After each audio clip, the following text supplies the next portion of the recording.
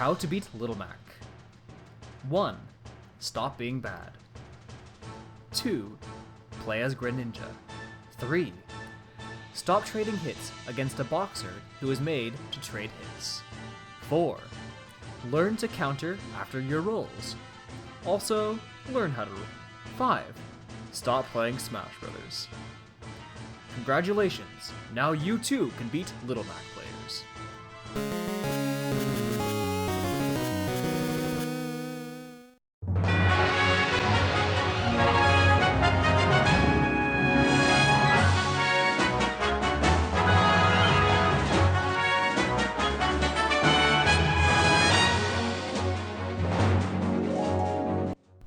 Welcome to the Chatter Café. I am with a very special person today. We call him Hunter, and you also call me Marley, or yeah, you call me Marley. I don't want to say anything else quite yet, because we're gonna get to that. We'll get to that. Yeah. So as you heard, Hi, I'm Hunter. Yeah, he's Hunter. We are Chatter Café. This is our podcast for the Battle Arcade Show YouTube channel. This is here just so we don't get you too out of loop, and I know you guys are wondering if we're dead or not, but we're not. We're here. We're not dead. I am the host of this podcast. We fought to the death. No, we didn't. We didn't fight to the death for this spot. We just I kind of told you that you should be. Yeah, he just naturally wanted me to do it for whatever reason. I am apparently a natural at this. I guess so. I don't know. You're on a lot of podcasts. Just because I'm on it doesn't mean I'm good at hosting. But whatever. We're here. We hosted a podcast between us once before, kind of. So. Yep. High school we did a podcast. Okay. But that's behind us now. That's very old. Nobody's ever going to listen to that. I should link it in the show notes. Please, no. I'll be editing the show notes. Alright then. And since I'm the one hosting it and all that, so... Yeah. Who are we? Well, I am Marley. You might know me from the Battle Arcade YouTube channel, where we called myself Andrew before. But that's not what I'm going by anymore, and yeah, that's just simply put, Hunter, how about you? Hi, my name's Hunter. I was born Hunter, and I haven't really changed Hunter. So, a lot of people think like, oh, Hunter, what's your real name? That's my real name. Because it doesn't sound like a name. It's a thing, it's an action, It's a profession. It's a profession, yeah. Yeah. But, no, my name is Hunter. What do you do on the internet? I kind of exist sometimes. We should probably do, where can we find you, like, later on, like, at the end of the show, probably? Sure, but, that'd be better. But just for background's sake, like, where do you come from on the internet? Like, what's your shtick? My shtick? Yeah. Video game making. I'm on a lot of video game making forums, spriting, and digital art in general. Mostly spriting. Music. I play a lot of music. I've made a lot of music too for some video games, and I'm developing one. So that's where I come from. Okay. Well, I come from a very wide array. Well, not too much of a wide array of places on the internet. You could possibly have heard me from the Pokemon podcast. I'm from there, and I'm still from there, I think. I mean, it's not completely dead. They're still taking a break, question mark. But yeah, you probably, if you came to Battle Arcade, that's probably where you heard me from before. So, yeah. In the off chance you came to us from Twitter, thank you for following our Twitter. It means a lot to me. but other places on the internet that I'm from a small community of video game fans, general nerd stuff like that. A community called Show Me Your News. We started off as a Smash Brothers Brawl podcast back in 2007. It's not necessarily my podcast. That's just the community where it came from, and it slowly evolved into what we have today called the Show Me Your News Network. And I'm part of 2 different shows on that network. I'm a radio DJ on the Read the Manual Radio part of the SMY network, and I'm also a co-host on Moon Prism Power Hour on YouTube. Moon Prism Power Hour is simply, we watch old episodes of Sailor Moon, the old Sailor Moon English dub by Deke, and we kind of rag on it for how silly they were back in the day. You said you listened to the English dub? Yeah, the English dub of Sailor Moon God. back in the day. Right. It's like watching Pokemon, the old episodes of Pokemon, and just like, what the fuck were we watching back then? So, got my donut, right? Yeah, yeah. There's a lot of stuff like that. But yeah, that's me on the internet. Yep. What is tell me about Battle Arcade Show, Hunter. What's going on with that right now? Well, basically, I don't know why I'm the one talking about it. Because Andrew approached me with this idea of doing a YouTube channel revolving around Pokemon, specifically the competitive Pokemon world, which Andrew and I talk about extensively. And we started a channel called Battle Arcade Show, where we talk about the competitive universe extensively, down to just the simple, minute things like type matchups, all the way to the big things like team synergy. And right now we've only ever talked about type matchups, and we didn't even finish. So oops. We're getting there. In fact, we have a new episode coming out of type matchups, which I'm editing right now. And if you follow my personal YouTube channel, you probably saw a vlog of me talking about how crazy it is editing that, and just graphics, like videos in general. Just editing in general actually is really difficult, especially when you throw like graphics in there. Because when Andrew or when Marley and I were Marley and me. I don't die. Spoiler. Sorry. Dog dies in the movie. So sad. Wow. But we're gonna get that out of the way here. Yeah, cool. I'm the dog from the movie. Awesome. That's when Andrew decided to go by Marley. He actually had the dog in mind. No, definitely not. Marley you want to know where is actually, he identifies as the dog. He identifies as Marley the dog. Do you want to know where Marley came from, though, actually? No, go for it. Pokemon. Oh? Okay. Don't you remember that trainer? No. No. She's in Platinum, Heart Gold, Soul Silver. I think Diamond and Pearl, too. She was, like, one of those people that, that came along with you, just for those specific parts of the games, like the double battle partner thing. She was one of them. Okay. But yeah, which one was she? She has black hair, and black hair. Where do you meet her?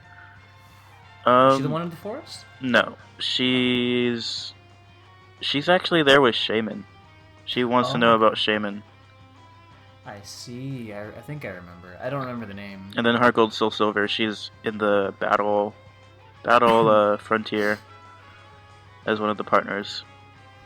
So you base yourself off of this person, or you just like? No, I just like the name a lot. Yeah, that's. We're nothing alike. Yeah, my internet name also is like a really weird. Long story also, Personomady. You should tell me about that. Matey. Well, it all started back like my very first MMO that I played was a Disney MMO when it came out called VMK, the Virtual Magic Kingdom. And basically my computer, like back then, like I wasn't really tech savvy, so I just created new accounts for things. I was also really young. Like all the time I would just create a new account. So I like ran out of usernames. Person was obviously taken. So I called it my first character Person 1, and then I called the next person Person 2, then Person 3. And eventually, for some reason, VMK had this bad habit of making people change their names for no reason, it seemed. So, and then it would give you, like, it would take, like, a part of your name and then give you a bunch of things that you could add on to it. So there was... Matey. So I ended up with Person Matey for a while, and it was just so stupid. It was the least dumb thing. Believe it or not, I was like, all these are dumb. And then I learned how to just log on to Person Matey for, like, just indefinitely. And then I started playing an MMO called RuneScape. Incredibly nerdy thing. And I didn't know how to change the camera angle. So, which now I know you can just do with, like, the arrow pads. I didn't know that then. So I was trying to change the camera angle because I got stuck at this one point. Person Matey got stuck at a place where he just couldn't move anymore, and I couldn't move the angle back to the door to leave that area. So I just started a new account, just all over, just because of that. And I just, like, I want to go by the same person, but I need to, like, change it somehow. So I dropped the N, so now it's Person Matey, and it's been like that ever since. Interesting. That's what I go by on everything on the internet.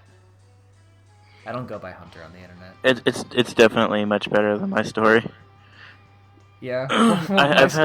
I've had so many different internet names that I'm kind of the butt of the joke for Moon Prison Power Hour's sake.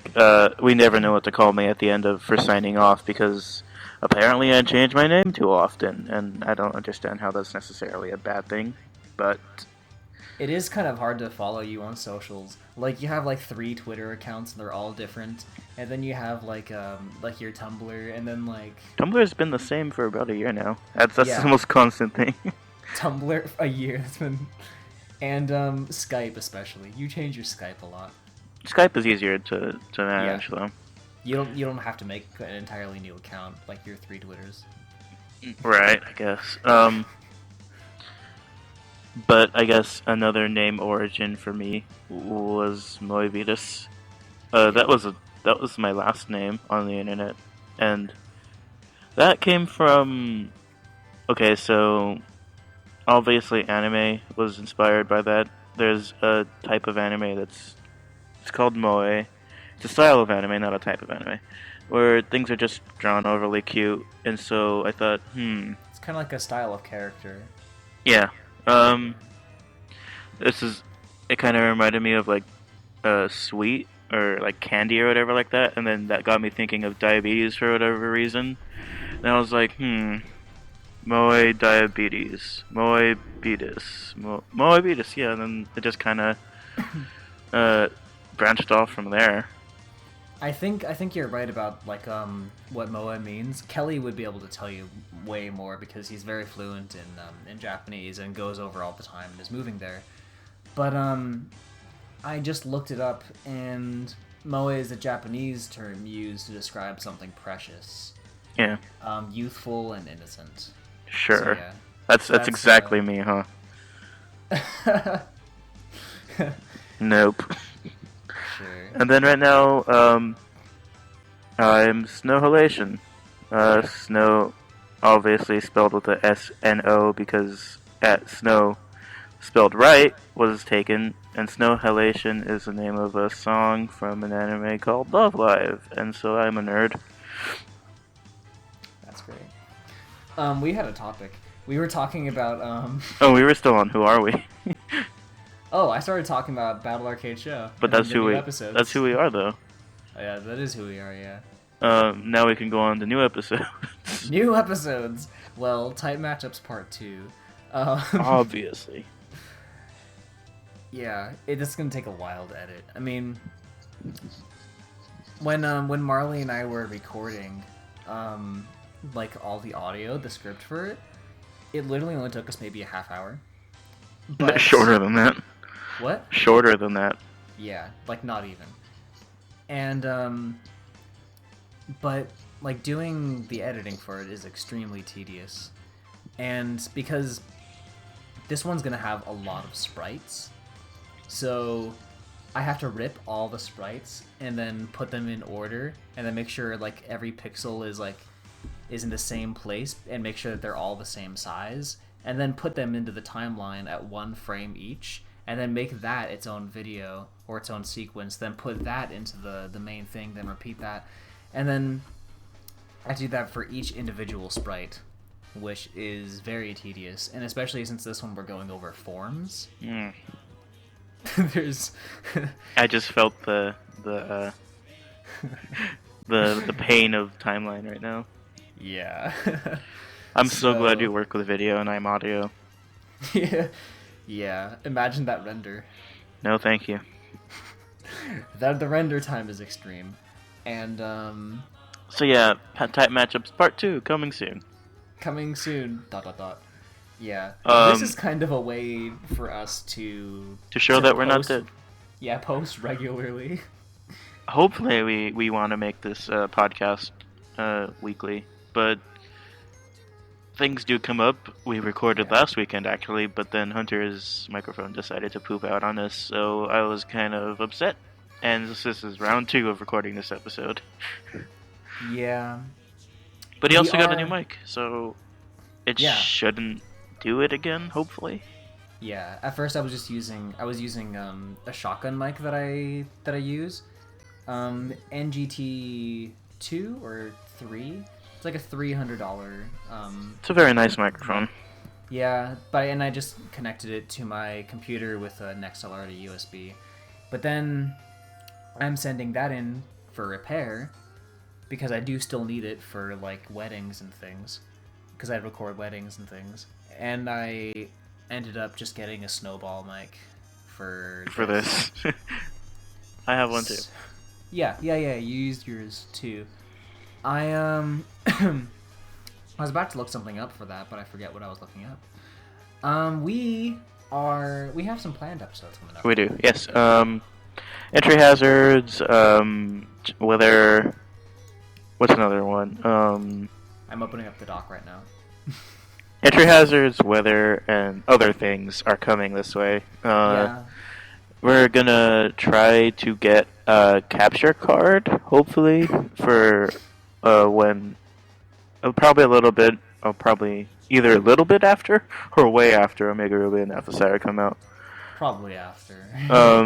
Because we want to try to do like a versus thing, or like a Nuzlocke, just like stream it sometime, and I don't know, just get content on the channel, really. Yeah, we were talking about originally just using Smogon Showdown for that. We want to do it like better, like legit. So we're working on that, but we're not sure what we'll do in the meantime. So yeah, we have 3 parts in Tight Matchups coming up. Actually, one's already out, part 1, then part 2, then part 3. Then we have Field Advantages, which is talk about entry hazards and other things like weather. Competitive lingo, because some people getting into the competitive game might be really confused. Like when you're talking about a sweeper or toxic stall and like all these things, they might be really confused on what's going on. That might just be a small little video. I don't know. Stats. That might be like a thing of the day kind of video. Yeah. Stats. Talking about like base stats, editing the stats. And we might do a 2-part thing leading into IV breeding and EV training, or those might just be 3 separate things altogether, or I don't know. We'll see. Mm-hmm. And critical hits, that might just be added onto something too. I don't know. Forms and Mega Evolution. That's next episode. Type Matchups Part 2 will go into that a little bit, just as far as types go. So, like Pokemon that change types on, like, forms. I think we're doing a separate video about forms and Mega Evolution all together. And we might have to add Primal Reversion and things onto that.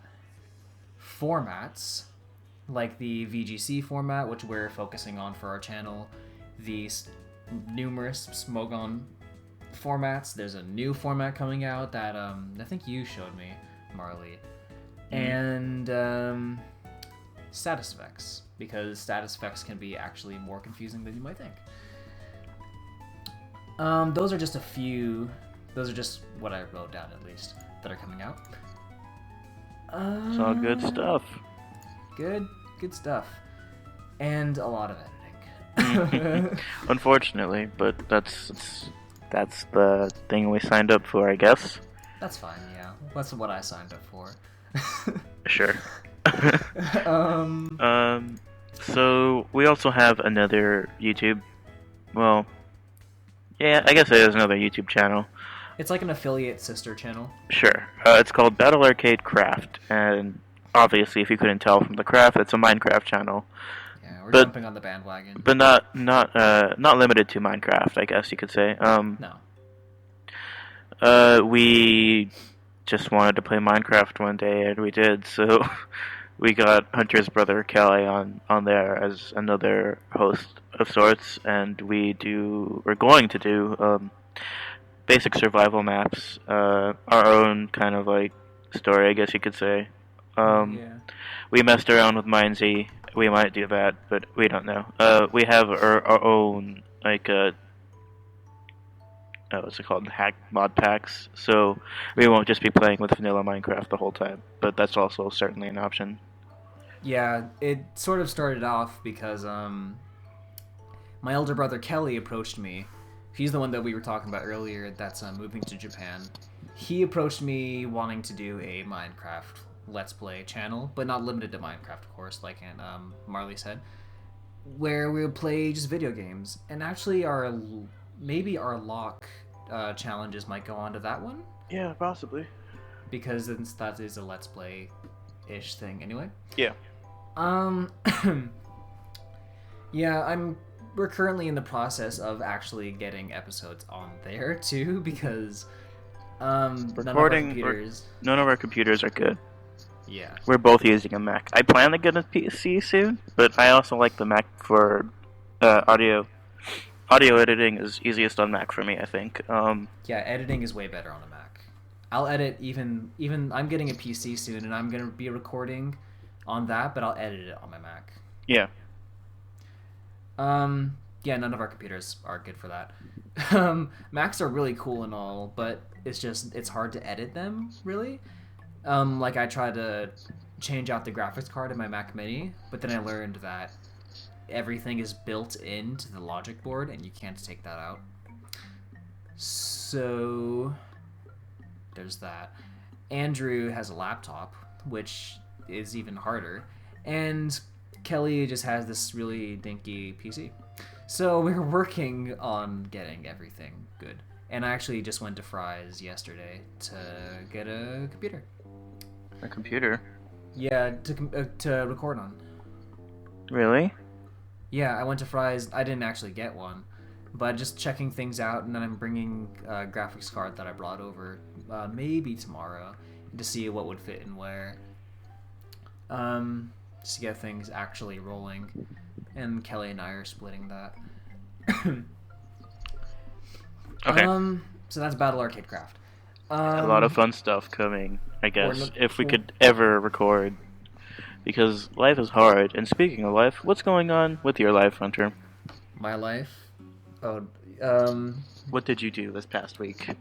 This past week? I went to school. I didn't go to school. I applied to get a new job. Right now, I work at a movie theater. I want to not work at a movie theater, and work at somewhere a bit better. And so I applied to some game stores and things just recently, and other places as well. And hopefully, my money situation will be better. Oh yeah, we need. Money is very important. Yeah, we are buying, a computer and a capture card, which might be more expensive than a computer. Yeah. And Speaking of which, capture card. I wonder when they're going to do that for the new 3DS. oh yeah, Because I think I'd love to share one of those just between us for the capture card.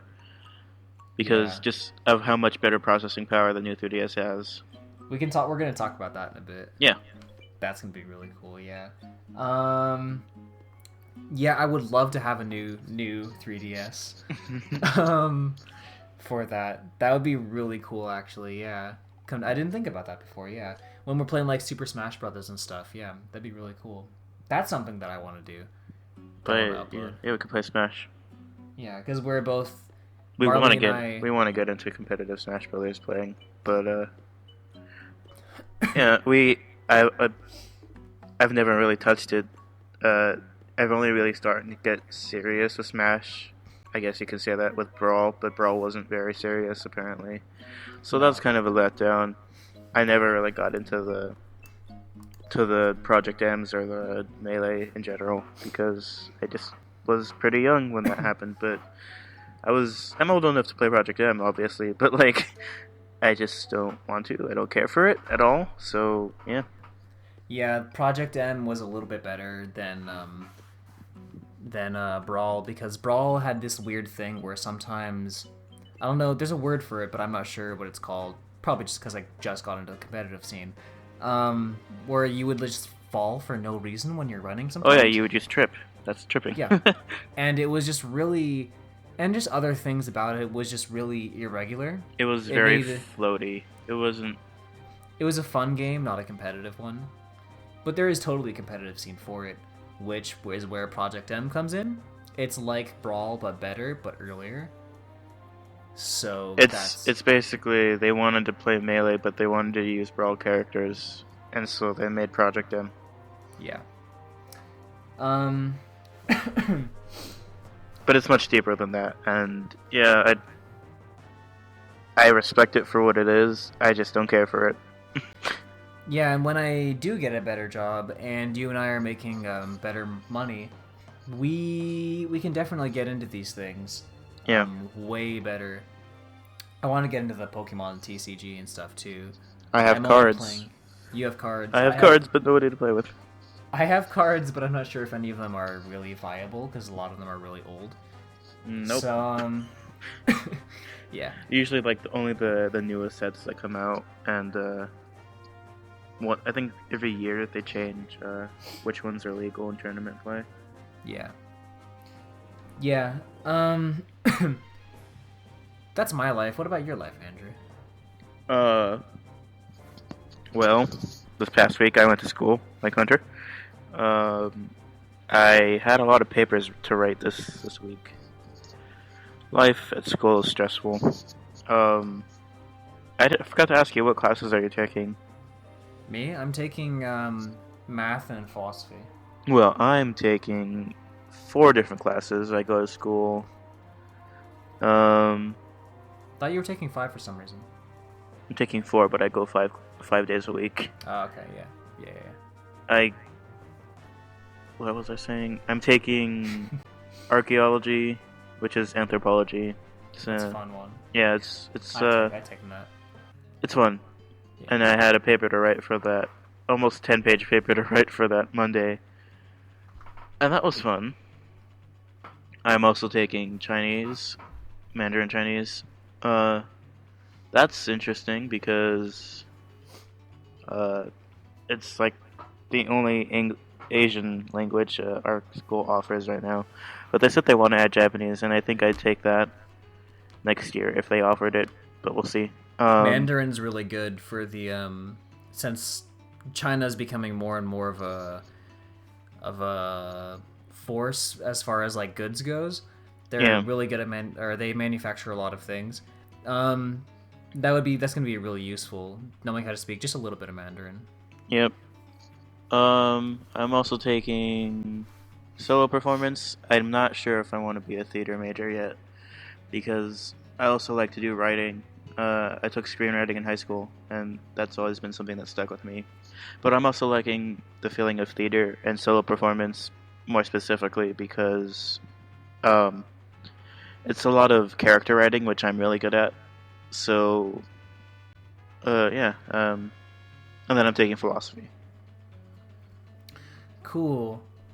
What about the rest of your life? You have a big internet life and stuff. Whoa. I guess I could say that I recorded an episode of RTM Radio this week. We're doing our Halloween specials right now, and I just put together electronic music playlist for this upcoming tomorrow's episode. Actually, that's coming out tomorrow. Which would be Sunday, the 19th. Yeah. So I guess that happened. I like electronic music a lot. I know it's like people don't really like it that much because it's a bit weird for some people to listen to, but I like electronic music. It's just something I'll just pick up and listen to and get into. Doesn't matter. I respect all forms of music, and I try. Yeah. I really like a lot of techno music. I try not to bash any music in particular because it takes work to create like many different types of music. So. Oh yeah, totally. So you listen to a lot of Justin Bieber? No, but. No, it's cool if you did. I listened to One Direction. They're okay. So, something that I forgot about. You and I recorded an episode for my personal channel. We recorded a Taco Time. Yeah. Yeah. Tell me about that. Well, Taco Time is it's a mini-series that I'm having on my personal channel. I don't know if you can call it really a mini-series, just a thing that I want to do that I kind of stole from a few YouTubers, in particular the Vsauce 3 guy, Jake Roper, where you basically you bring over some tacos and you and your guests just sort of chat, talk about whatever. I like to have a topic with what's going on with my guest. Like Andrew and I talked about a lot of Nintendo news. I'm having someone else on who's really into Yu-Gi-Oh, which I play Yu-Gi-Oh competitively as well. And just basically I want to have like mostly other YouTubers, or maybe not YouTubers, but just people that you find around the internet on. So yeah, that's that. It was fun because I ate a taco or two. Yeah, those were good tacos that I brought too. Mm-hmm. Those were really good. Those just El Pollo Loco. Sponsor. Toby Turner. Tobuscus. Hot Pockets. But yeah, that's been our life this week. I really don't know what else to say. So we're gonna take a quick break, and we'll be back in a bit with more Nintendo related stuff. So we'll see you then. Cool. Alright, we're back. Oh, hi. We're back. Yeah. I should probably make a note of... This is a new segment that we added on to our podcast. When I say new segment, I mean this is a new podcast, so it is the first segment in our podcast ever. Mm-hmm. Called What Are You Playing? Andrew, what are you playing? What am I playing? I am playing Smash Brothers for 3DS. We're gonna talk about that more in depth later, but I'm playing that. And is that all that you've been playing? No, I'm also playing play Pokemon actively too, so it doesn't really matter that much because I'm always actively playing Pokemon, and Smash Bros. Just came out recently, so I've been playing that too, and those are really the only 2 games that I've been playing. That's cool. I've been playing a lot of Smash Brothers, and I've also been playing because you gave me Fire Emblem Awakening. I've actually been going through that. It's a long game. It's longer than the other. It's a Fire very Emblems, long I game. feel. Yeah, I least got it's longer than like Shadow Dragon and the Roy Elliewood games. It's really good. Yeah, I love it. I've been playing a lot of that. I've been playing Super Smash Brothers, of course, and I've been also playing. I've been getting because I sort of took a little Pokemon hiatus for a little bit. But now I'm back. Just IV breeding, basically. I wish I could say the same, but because this didn't happen last week, so I didn't have to talk about it, but it happened this week, and I guess I talk about it now. Talk about it. I had to delete my Pokemon Y save file, and that was my main save file, because my SD card was basically like, you gotta stop switching me out, because I have 2. I have a 32 gig and a 4 gig that came with the XL, and for whatever reason last year, I got Pokemon Y on the 4 gig, and I downloaded X on the 4 gig as well, but I ran out of room way too easily, and so I had to delete Pokemon X and then move it over to a 32 gig when I bought the game. I bought 32 gig like, I don't know, maybe a month after they both came out, and so I was already decently into Pokemon Y, and I didn't want to delete my save file just to move the save data on. I mean, like the main Pokemon Y file onto the 32 gig, and you couldn't really do that because Nintendo doesn't support backing up save data. So I was kind of forced to delete Pokemon Y from the 4 gig just to move it over to my 32 gig where it is now, and I'm sad because I lost all my items. You were able to save your Pokemon at least, Yeah, right? yeah, I was able to Pokebank those, so it's not all lost because we're going to have to start again with Omega Ruby and Alpha Sapphire when that comes out. Yeah. So it's not too far off. I can wait a month until then, and yeah. You lost your items. But we're going to lose them again because we're not going to be able to transfer them to... And Omega Ruby and Alpha Sapphire are going to be more the competitive Pokemon battling thing because the new Mega Evolutions aren't backwards compatible with X and Y, and they're not going to patch it. But you can move those Mega Evolutions up because you can trade at least, I think. You can't trade the new Mega Stones. Really? Yeah. Okay, then well, whatever. we don't know everything just yet, but they just said, yeah, we're not gonna. They're not. I know the patch it. Yeah. So you can't have a Mega Beedrill in X and Y. Right. That's weird because technically Latios and Latios Mega are in the code for X and Y. Yeah, I'm wondering how that's gonna work. We can talk about that in a bit. I kind of want to tell our story about Super Smash Brothers. Sure. Go ahead. So, Marley and I's first journey through Super Smash Brothers started actually at E3. We got to play the E3 demo at E3. The 3DS and Wii U version. Yeah, both of them, which were both extremely fun. And we both won shirts because we got first place in things. So we both have shirts that are now everywhere. But we got ours first because B3, so bragging rights. Andrew, Marley, you seemed pretty bummed that everyone started getting them. Oh, the shirts? Yeah. Yeah, because I really like my Smash Brothers shirt a lot because I won it. Yeah, it just seems kind of a little less special. Yeah, kind of like the demo. Yeah. And that was another thing.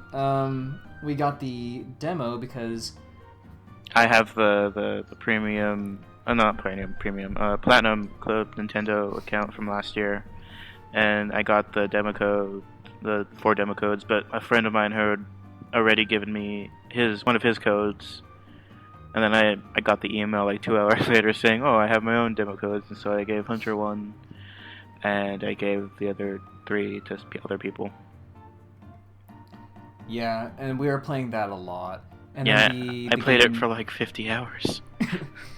And the game, the demo came out for everyone, but And then we felt less special when that happened.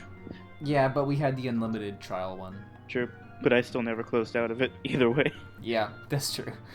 I downloaded the other one too. Yeah. The other demo. So I have both the demos on my DS. They're the same thing. They're the same thing, except like the other one has like a few uses that I used, but like, and they're compatible and everything with each other. So that's just really weird. Yeah. And then we got the games early, actually. Like 5 hours early, not too bad. Yeah, the day before it was released, because we have we shouldn't say the name, but we do have a connection which hooked us up with the copies of the games early, before the midnight release and all that. But we went to the midnight release anyway, just because. And a friend of ours started showing off that we had the games and everything to everyone in line, even though he was waiting in line too. But he was showing off, and then I sort of jumped on that and started showing off too, because apparently I'm an asshole. I don't know if we're allowed to say that. Is this family friendly? I don't give a shit. Okay, cool. So yeah, we probably should have figured that out beforehand. Whatever. So yeah, and then we got the games. We started playing them. You unlocked all the characters before the midnight release, in like 5 or 6 hours. It took me about 5 hours, yeah. Yeah. And then we met up with everyone else and then went to the premiere. That was fun. That was really fun, yeah, because we got to play with a lot of people. But I was really sleepy. Yeah. And our parents wanted us home because we're, I don't know, 10 maybe? Yeah, we're only like 10 10-year-old grown adults or something. So we we had to do that. And that was sort of our journey through Super Smash Brothers, and I've been playing it ever since, actually. Yep. I've played it every day since it's come out, and I don't think I'll stop. Yeah. Who are you liking? Who are you liking so far? You know, Link has been my main, but I kind of like young Link because they changed him up a bit. His attacks are a little bit different, and I really like it. I also like Mega Man a lot, like a lot. I'm not even a big Mega Man fan, but I love just the character and how he works. Yeah, he plays exactly like how his games play. Yeah, which is really cool. And so I like playing as Mega Man, and I like Duck Hunt a lot. Duck Hunt's fun Duck because Hunt is really fun and good. It's fun to be mean with him. Yeah, you can. I like the taunts. Yeah, his taunts are pretty great. it's too bad that it doesn't have that old laugh, but he still laughs. Yeah, he does. It's pretty cool. I never played Duck Hunt. Then you don't know the pain that it caused people. Yeah, I don't, but I love the character. And I think that's part of what makes Super Smash Brothers really cool since the very beginning. They throw in characters that not many people know about, so that way you're introduced to more of the Nintendo universe. And you're also, for the people that have played some of the more obscure games like Ice Climbers, like Duck Hunt, it's like a little treat. It's a little throw, just icing on the cake. I think is really cool. I did know about like Little Mac from Little Mac's in a few games, and I really like Little Mac. I hate battling against him. Eh, he has his disadvantages. He's just Oh yeah. people will figure out how to play against him. Actually, was playing against our friend Brad online a few nights ago, and he's trying to main Little Mac. But he's also really good with Mario. But he was playing as Little Mac, and I was King DDD. And King DDD standard B is the inhale move. Yeah. And so I just inhaled him and jumped off the stage, and he couldn't get back up. That's really good. If like you have if like the other person's on one stock or something and you have extra. Yeah, I mean, I didn't die. I just kind of took him far enough away that he couldn't recover. Yeah, and DDD can cover. Yeah. Really well. It's the same with the same recovery thing with Robin. Yeah. With the Elwind. If someone's at the edge, you can jump over them, Elwind back. Because the Elwind pushes the opponent too. So that's really fun. And I feel like Little Mac is kind of the I'm trying to think of a Pokemon equivalent. Like Talonflame, everyone's like, oh, ban him. Or like Mega Gengar or something, like ban this person, ban Klefki. He's good, yeah. He's not OP. Right, I guess. He's really good to pick up and play because he sort of plays himself. Mm-hmm. But, unless you side B off the side of the stage. Yeah. I do that a lot as Little Mac, but it's another thing about Smash Bros. That I found out is it's just fun to lose too. Like, oh yeah, you just have so much fun playing in general that even with items on, Smash 4 is still really fun. Yeah, it's extremely fun. I mean, items. I've never really like understood the hate for items, like, because I usually only played Smash Brothers by myself. Yeah. As a kid, so I had items on most of the time, but when it comes to competitive, yeah, that's when I started playing with other people. They're like, "Why do you have items on?" I was like, "I don't know." For fun. And so they turned them off, and I just it kind of grew with me. But I don't prefer them on or off. Really, I could play both ways.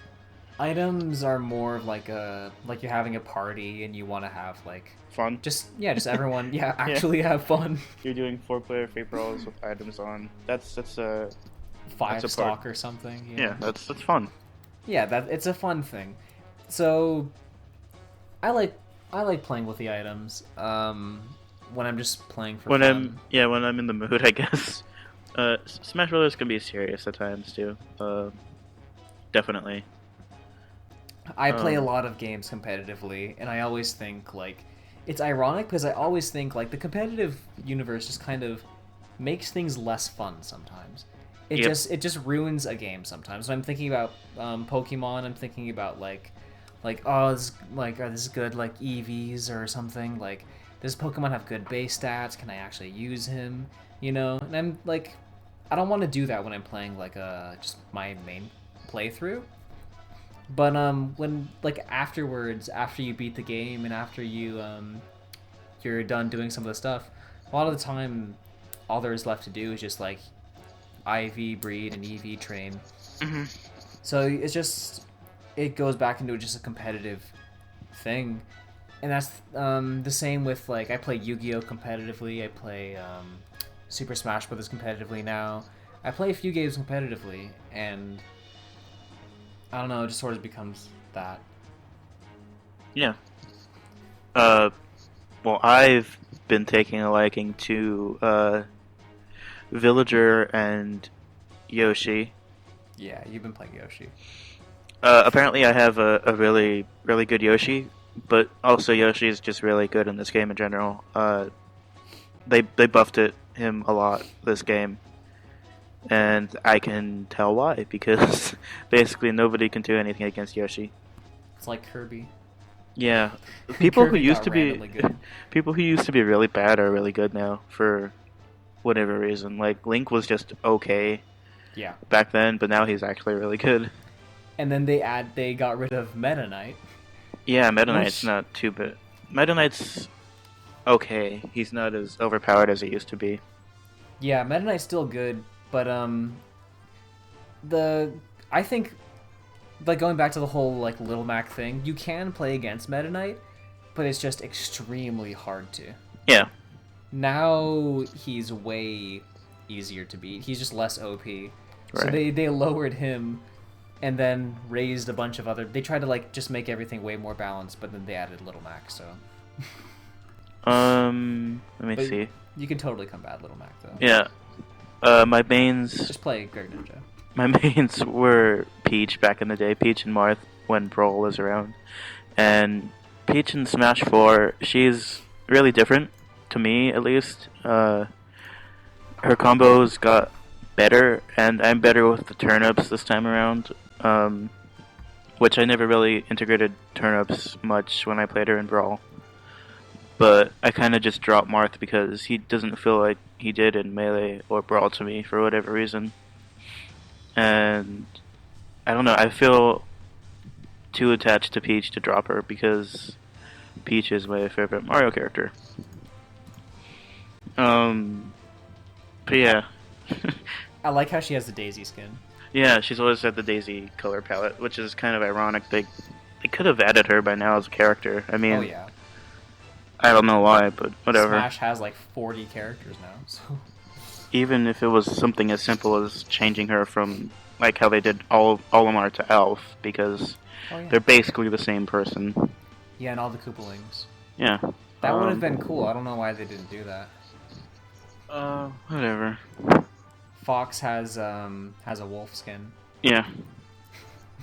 Which I think. Rip Wolf. Yeah. Yeah. But That's what's your favorite stage? I'm really bummed that they don't have Hyrule Temple.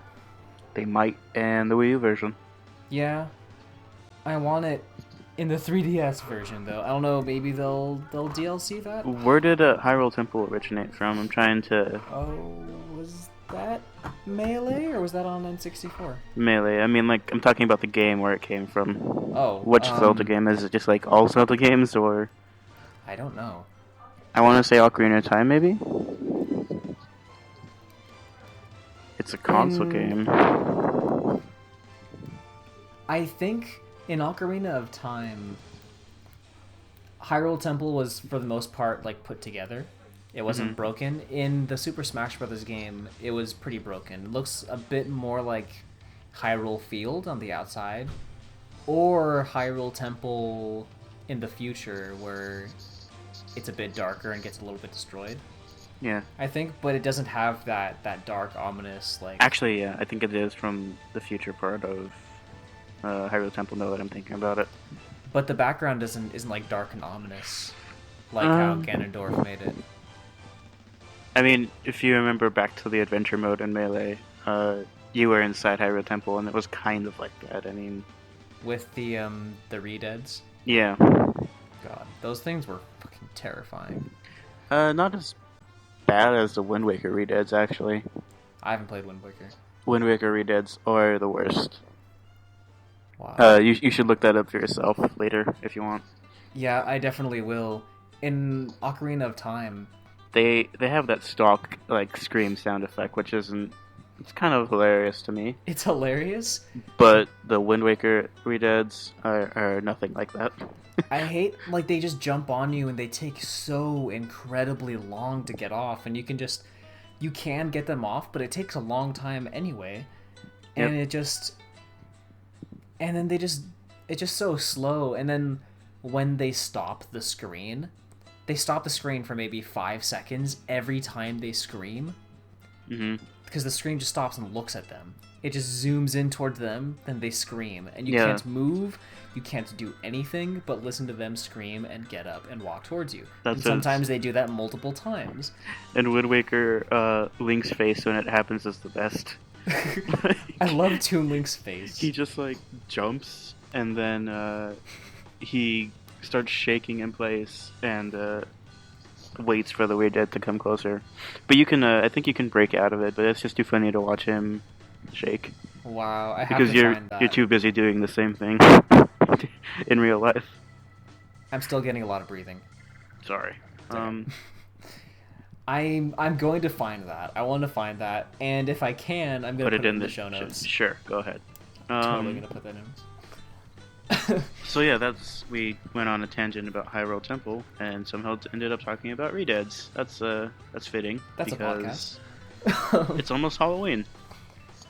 Oh yeah. Speaking of Halloween, I think this is a nice segue into Pokemon Omega Ruby and Alpha Sapphire. How? Or just Pokemon in general. Sure. Because we have a bunch of Halloween event Pokemon. Oh, we do. Yeah. We have a few right now. You can get Pumpkaboo, an oversized is what it's called, or is it Oh, it's supersized. Supersize Pumpkaboo off regular Nintendo Wi-Fi for free. I don't know why they're giving them out. I think they're for some sort of competition where you need a Pumpkaboo to enter, a supersized Pumpkaboo to enter into the competition. So if you couldn't get one yourself, that's how you can get it. And tell me about the other ghostly event. Well, some more information about the Pumpkaboo, actually. It's going to be here. It started October 1st, and it's going to be going to the 31st, so the end of October. And I think that's worldwide. Or no, that's North America. Mm-hmm. Because I don't know why anyone would listen to us anyway. But for our overseas listeners, in Europe it is the same. And for Japan, it's the same, actually. So it's the same everywhere. And the original trainer for the US is called Spooky 2014. Yep. Otherwise, it's horror, something German probably, something, and something else.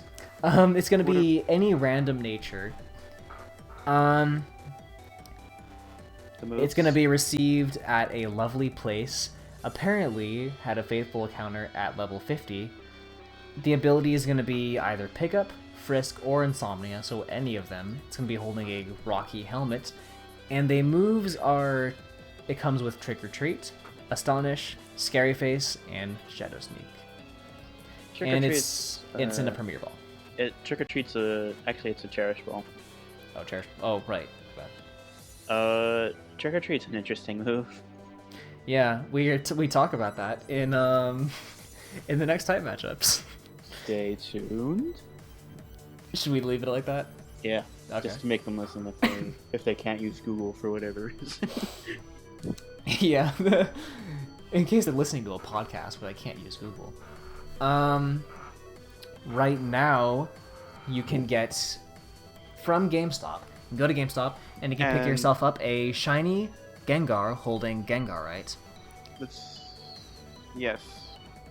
At level 25 in a Dusk Ball. Is this a Dusk Ball?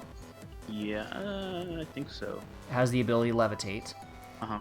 It can be any random nature. It's going to be received from a Pokemon event. Apparently had a faithful encounter at level 25. The original trainer is October 2014. The moves are Shadow Ball, Sludge Wave, Confuse Ray, and Astonish, which is actually, you see that a lot on Mega Gengar. Sludge Wave can't be learned through normal gameplay. It's a move tutor move back in Black and White 2, I believe.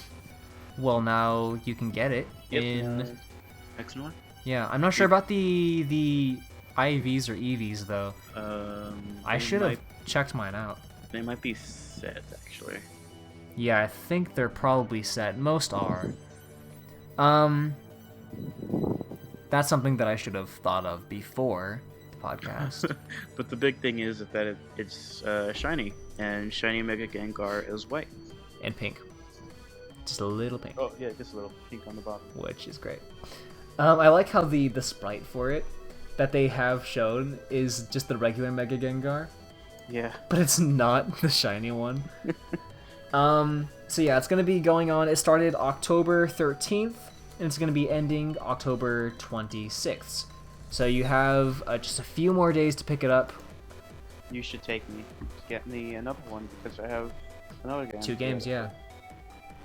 I actually asked the guy at GameStop for two cards because my sister plays Pokemon too, and she didn't want to go into GameStop for whatever reason. So I was like, all right, I'll just get another card, I guess. You know, I was just at GameStop yesterday applying to places. I should have picked some up. And apparently they only give you one per visit, so I was like, well, dang. What I should do is I should get a few, and after the event is over, I wonder if the codes are still valid. I think they're gonna work until next year, from what I've heard. And we can give them away. Sure, because there's people who can't go to GameStop for whatever reason. Question mark. So that's gonna be that started the 13th is gonna be going through October 26th in North America. In Europe, that's gonna be going until the November 5th, and everywhere else, that's gonna be going through October 26th in Brazil and November 5th in Australia. And then right after Gengar ends, Diancie's will start. Yeah, North America is getting our first Diancie. And I've already had one. You already have one for Japanese. Yep. For Diancie, it's going to be holding a normal gem, because we're not getting Mega Diancie until Pokemon Auras. Mm-hmm. And the original trainer is going to be something in Japanese. I can't read Japanese, so I wish I could. It'll probably be fall. Yeah. 2014, probably. The ability is Clear Body. It's gonna be any nature, so any random nature. I think Adamant would be the one to go for. Adamant? Yes. Yeah. It's an attacking Pokemon. It's more defensive, but it also can attack, but it doesn't have that much of a special attack. Yeah. Be the Pokemon. That's for the Pokemon movie 2014. It's gonna be apparently had a faithful counter at level 50. The moves are Diamond Storm, Reflect, Return, Moonblast, and it's in a Premier Ball. Or no. Cherish Ball. Cherish Ball. Yeah, it's gonna be a level 50. Do you want to talk about the move Diamond Storm? Sure, we can go into the move Diamond Storm. It is a physical attack, base 120 or 150 power. His signature move, right? Yeah. Rock type move, is it physical? Yes, physical. Physical move. Yeah, I have it pulled up right now. The PP is 5, base power 100, accuracy 95, so you can use it. It's a very pretty move. It is. It looks really cool. I like the animation for it. Link in the show notes, maybe. I should just stop promising things.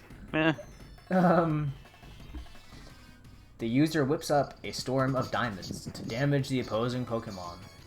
This may also raise the user's defense stat. It might raise the user's defense stat. It's like Ancient Power, but only with defense, I guess. Yeah. I think it does more damage, though. Yeah. Yeah. I think Ancient Power does 60? I'm trying... No, it's either 70 or 80. Oh, really? Yeah. It's not too bad of a move. I think I actually have Ancient Power on my Diancie. Why do you have Ancient Power on it? Because of the stat boosting stuff. Yeah. And I think it's a physical attack, if I'm not mistaken. Ancient Power is special. And the power is 60. Then I don't have it on my Diancie at all. PP base is 5, accuracy is 100. Yeah.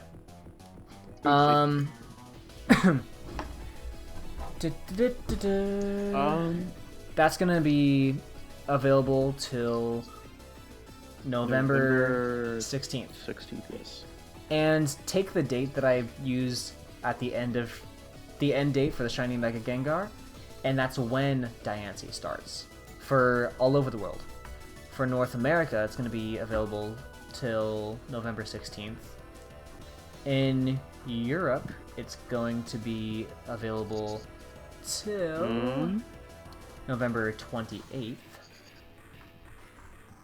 Interesting. Otherwise, it's actually doesn't show up anywhere else. Oh no. For now. We'll see. Okay then. And that will lead up to Pokemon Omega Ruby and Alpha Sapphire, which is where you can get Mega Diancie. Yeah. Yeah, you're gonna be able to get a Mega Stone for Diancie there. Or Mega Diancie. I don't know. Do you want to talk about the Megas for this game?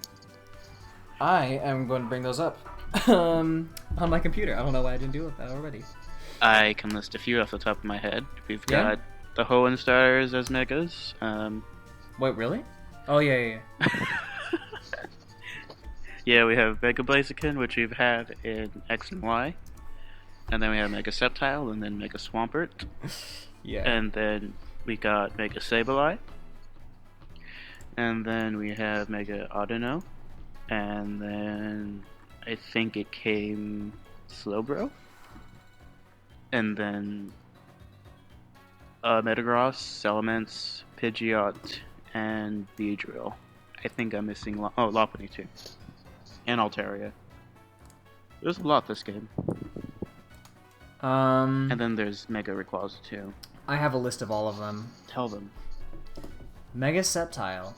Mega Sceptile changes to a Grass Dragon type Pokemon. Okay. And it looks... Hi, Ice Beam. Yeah. It's really sad how many dragons are 4 times weak to Ice Beam. It looks a lot like Sceptile already, but more badass. More like a leaf, but with a tree tail. It's a Christmas tree tail. Mega Swampert looks like the Hulk. What's Swampert shiny? Purple. It's purple? Yep. Oh Purple man, and I'm sad that it's not one of the green ones. Why not? I would have called it 'cause Hulk. it's Hulk. Well, she could be She-Hulk. She-Hulk is green, I thought. You're the comic book person, I don't know. Yeah. Oh well. We have Mega Beedrill. Mega Beedrill looks freaking awesome. Does it keep the same type? I don't remember. Yep, it's a bug poison type, and it looks... Beedrill was always one of my favorite bug type Pokemon. That you got in any game. And it looks just more badass. And the tail, like literally all of its limbs have spikes on it. All of them. Yeah. That's just the that's the thing with Mega Pokemon is just give it more spikes. Yeah. It was kind of funny actually too. There was an interview I think Game Explained did with the creators of Pokemon, Junichi Masuda and some other guy. They talked about how they come up with the new Mega Pokemon, and they said basically they just use whatever's popular at the time. And I was like, okay, why is Beedrill here? Yeah. That's a good point.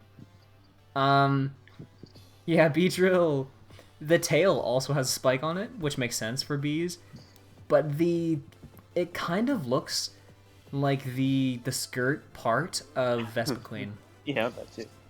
So that's really funny. Like how all the bee Pokemon are kind of bees, I guess.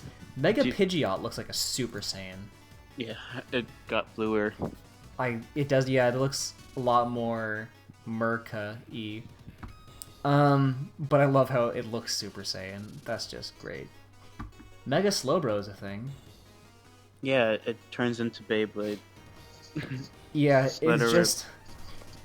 I think, when I think Mega Slowbro, I think Team Rocket probably had something going on when they were cutting off Slowpoke tails, because the Shelder just completely ate Slowbro by this point, and his expression... It's just like, fuck. His expression is just that of just complete dismay. Like, he just accepted it. Like,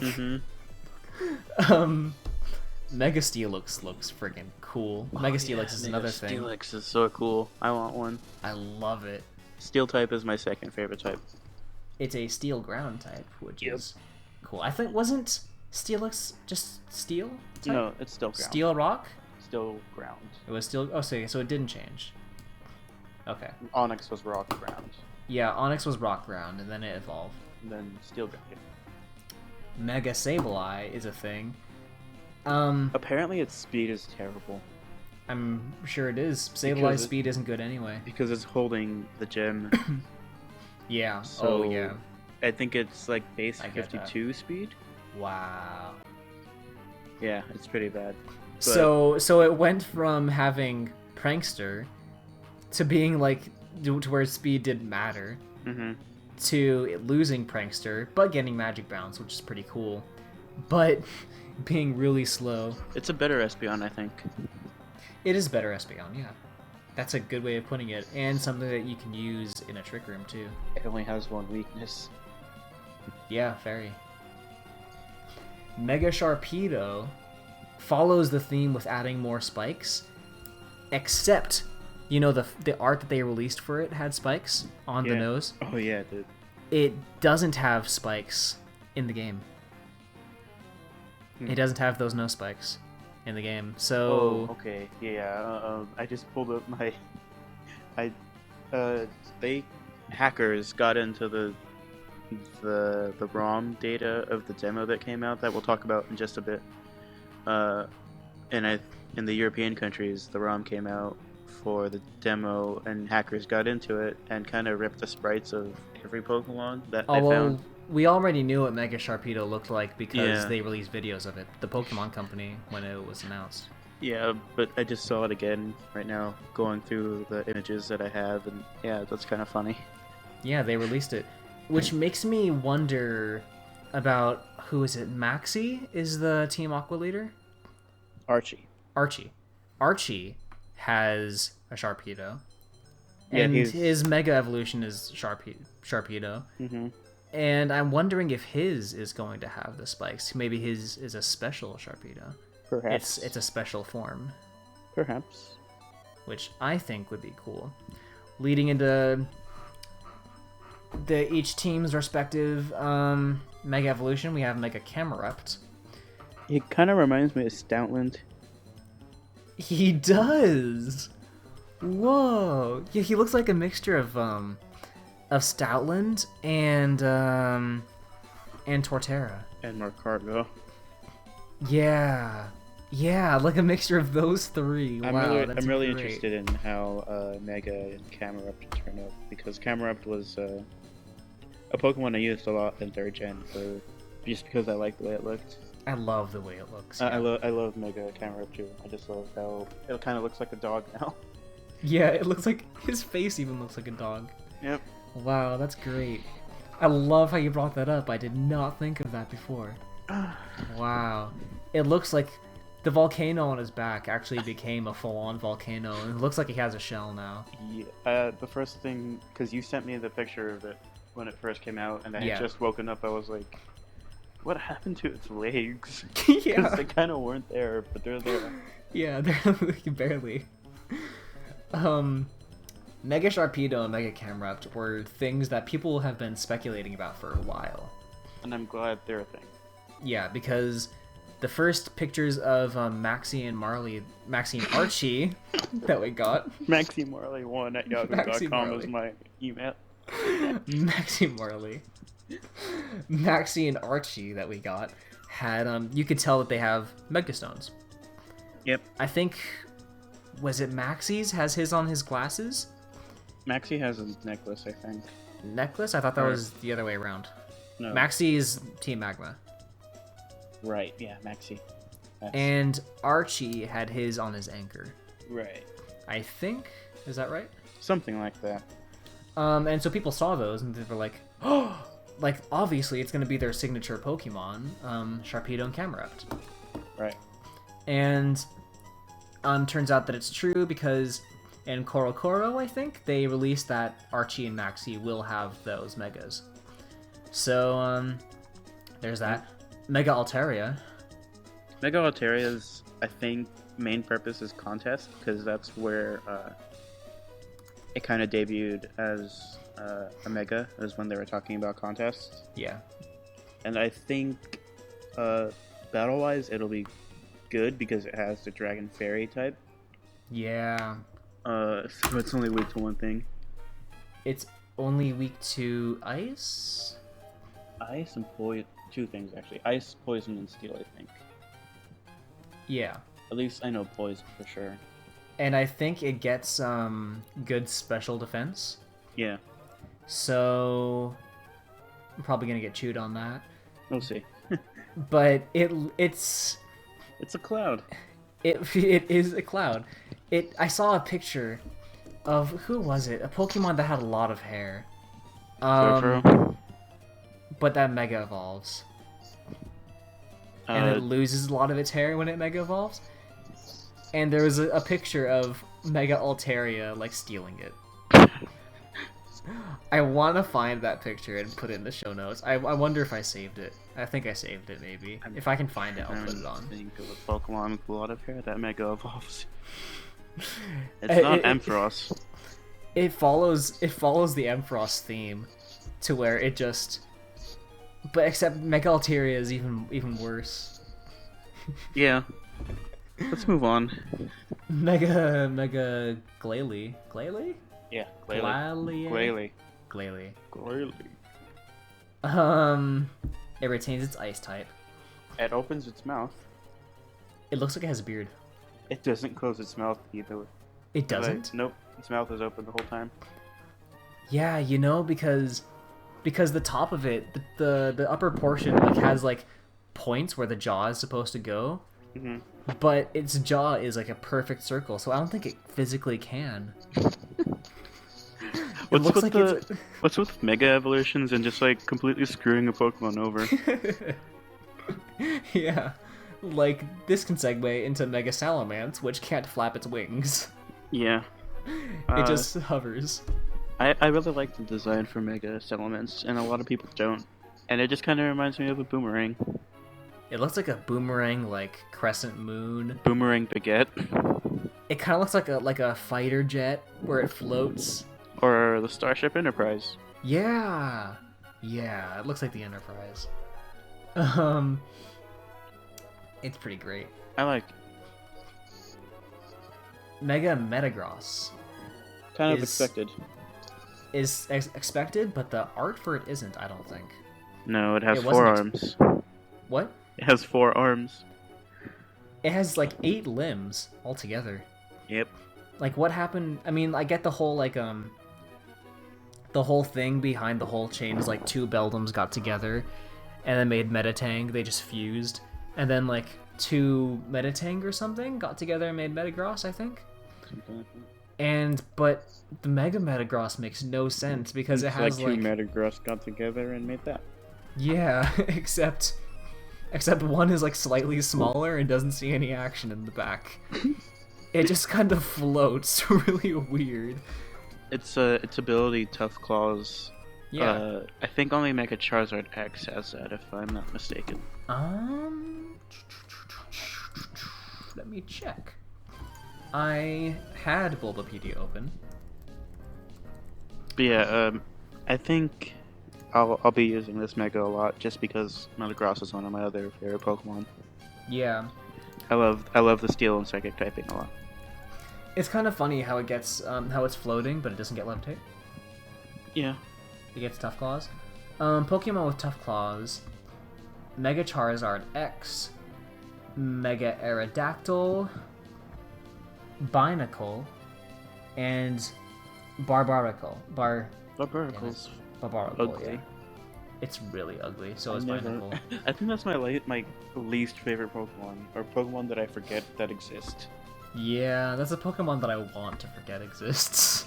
I think my 5 Pokemon that I forget exists are Barbaracle, Lumineon, Finneon,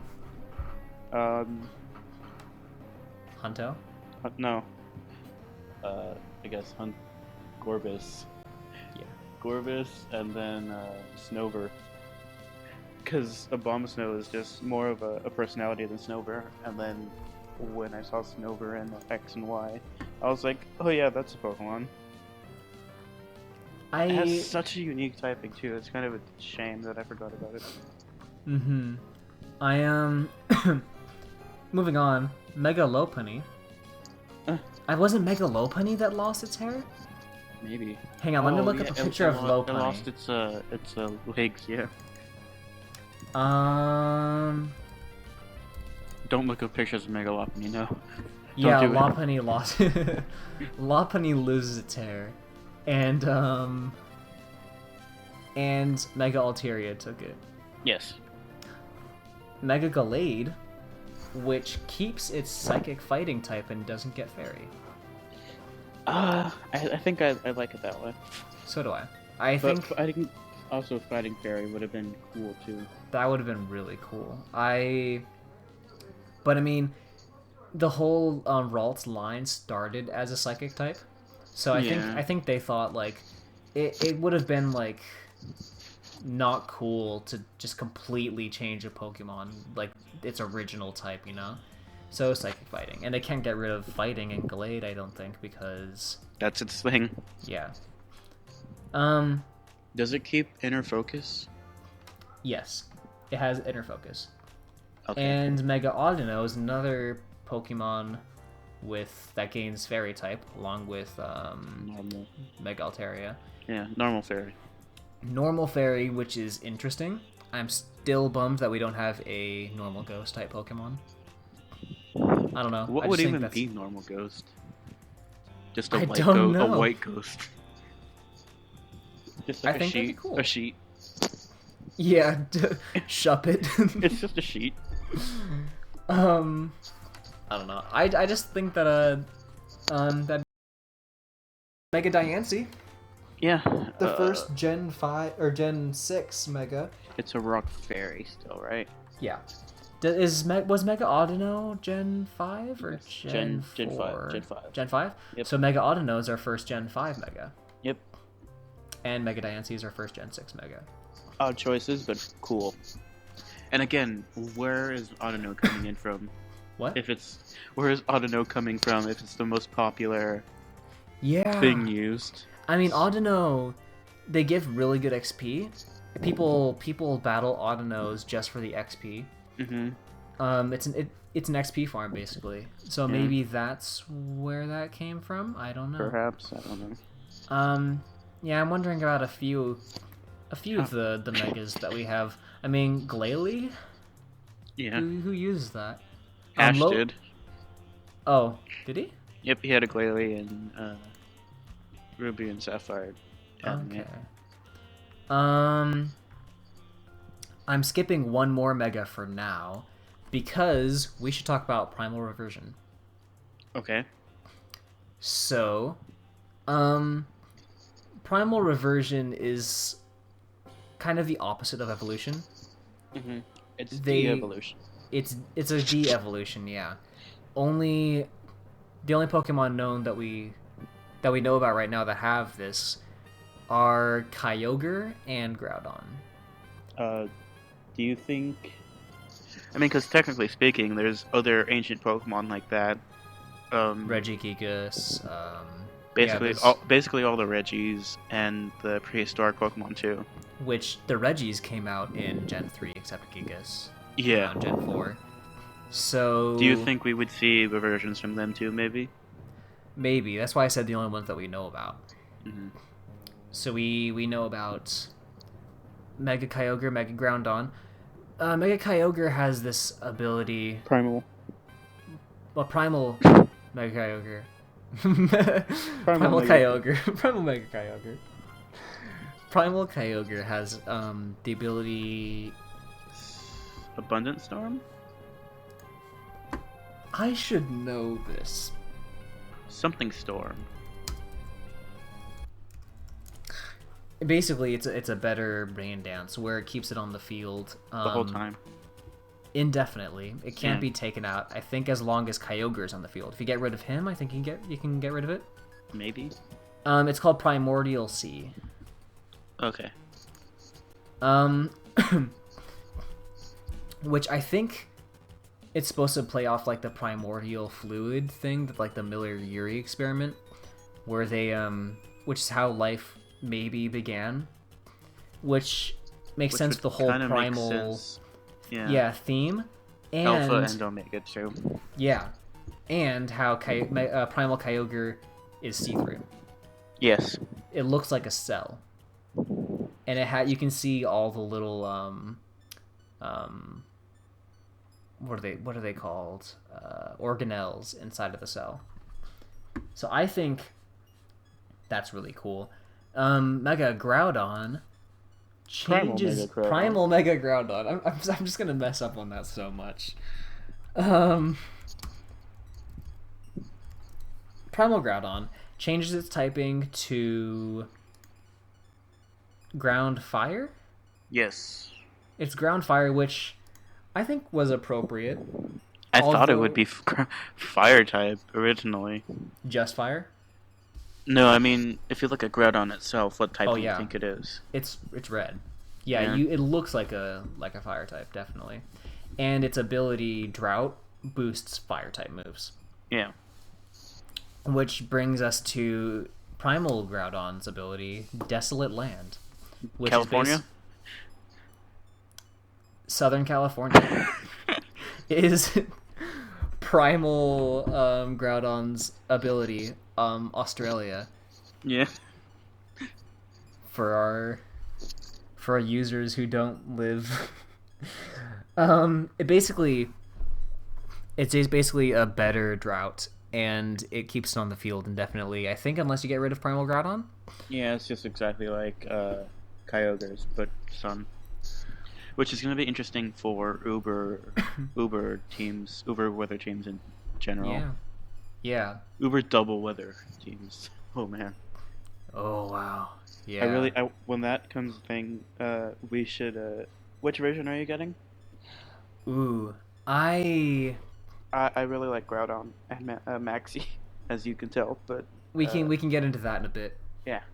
I because we're still going on Megas and Primal stuff. So yeah. Let's go into the next Pokemon in that little trio. Rayquaza. Mega Rayquaza. Mega Rayquaza looks freaking gorgeous. Yes. I think it has a new ability, or is it still Airlock? It is a better airlock, following the whole theme, called Delta Stream, which I think is appropriate. Omega, Ruby, Alpha, Sapphire, Delta, Emerald, which they trademarked but never made. Maybe They've made other trademarks before. That just doesn't mean anything. they trademarked Electric Yellow and stuff. Was it Karma Crystal? I don't know. Yeah, Delta Stream, which is basically airlock but better, and it stays on the field indefinitely. It just basically makes Groudon and Kyogre's abilities useless. And it raises, it makes it so flying type Pokemon don't get hit by super effective moves, but they take regular damage. I think. Interesting. Is that it? So it loses half of its ice weakness? Yeah. Because I think, I'm gonna look it up right now. I think it says that flying type Pokemon only take normal damage from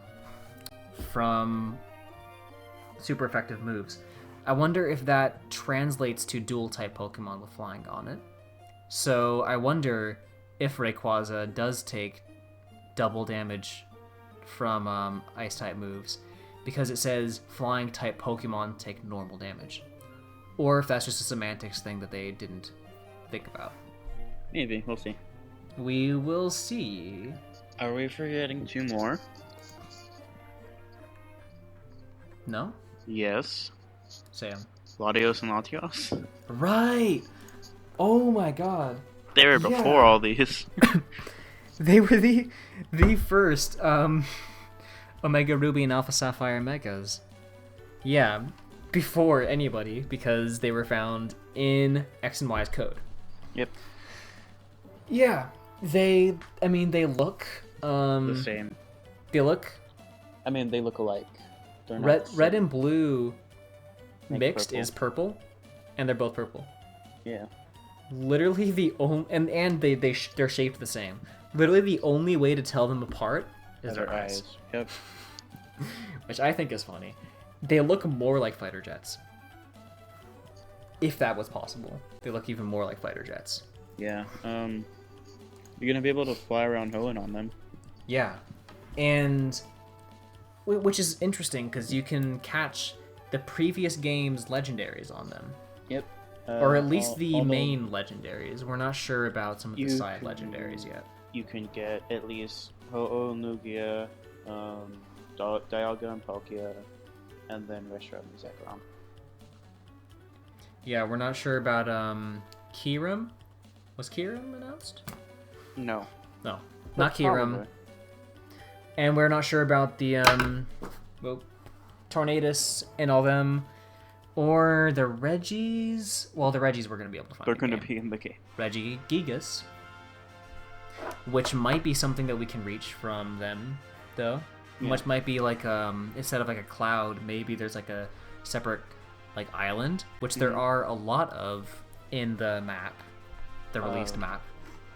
But also in the interview, I think with Game Explained Again, the creator said that they wanted to make sure that all 719 now Pokemon can be caught between X and Y and Omega Ruby and Alpha Sapphire. Which is so much better for VGC. Yeah. So that'll be interesting because there is only Good. Mewtwo and the legendary birds from Gen 1 in X and Y. So what the hell are the other trios and other legendaries going to be in Omega Ruby and Alpha Sapphire? Yeah, maybe Oh my god. creative little post game. Yeah, like there's the Gen 2 legendary beasts, and then there's a Gen 3 Reggie trio, and there's Gen 4 pixies, And the Gen 5 genies. you're forgetting Darkrai Cresselia, Darkrai Cresselia and Shaman. Shaman. There's just so many legendaries. What are they gonna do?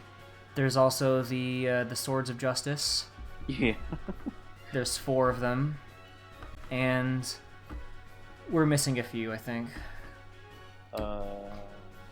Mew. Yeah, but you can already get Mewtwo. Yeah, but you need Mewtwo. Mew also. I don't want to have to look up a list of legendaries. That's so, yeah. The demo for Omega Ruby Alpha I Sapphire. actually want to talk about the flying around thing first. Yeah, sure. Because they also said that you can fly around and find some of the new Megastones. I think, right? Really? I think so. Yeah. Maybe. That's how you're gonna be able to find some of the Megastones, which makes me. It just reminds me a lot of Dragon Ball Z. flying around on Nimbus, and like in a lot of the games, and like collecting the Dragon Balls and like the Megastones, and then to be able to summon Shinra, which is totally Rayquaza, which is at the Mirage Tower, which you can reach the top of, which you can probably reach the top of when you get Mega Latios and Latias. Yep. So, I don't know. That's pretty cool. I just think that's really funny. Anyway, yeah, we can segue into The demo. the demo. Demo comes out this week, technically, for us.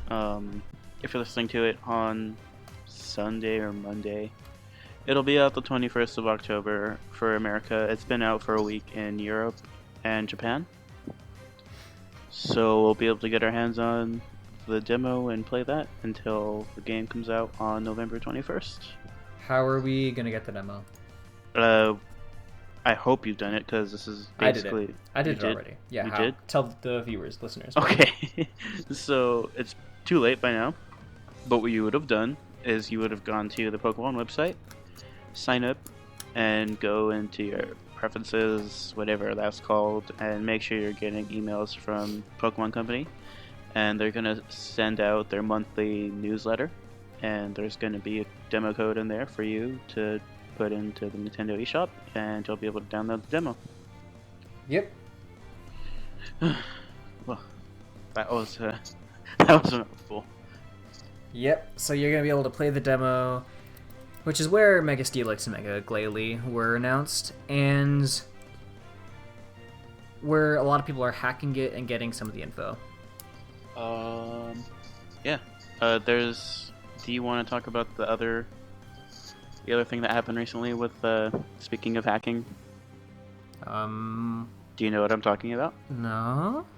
The other form of a Pokemon that's not technically out yet? You talk about that, yeah. Okay, so by now people should know that there's two Pokemon that we still don't have that are alongside the Diancie. Yep. There's Hoopa and Volcanion, and Hoopa is a dark fairy type or ghost fairy type. I think it's ghost fairy. I think ghost fairy. And Volcanion's the first water fire type legendary. Yeah. And so when the demo came out, hackers got into it, obviously, and they found what is supposed to be an alternate form of Hoopa with a new move called Hyperspace Dimension, I believe, or Hyperspace Fury is what it's called, yeah. Hyperspace Fury, which is a replacement for Hoopa's regular Hyperspace Hull. Yeah. It's not a Mega, apparently, because its stat distributions are not of a Mega. It's Psychic Ghost, by the way.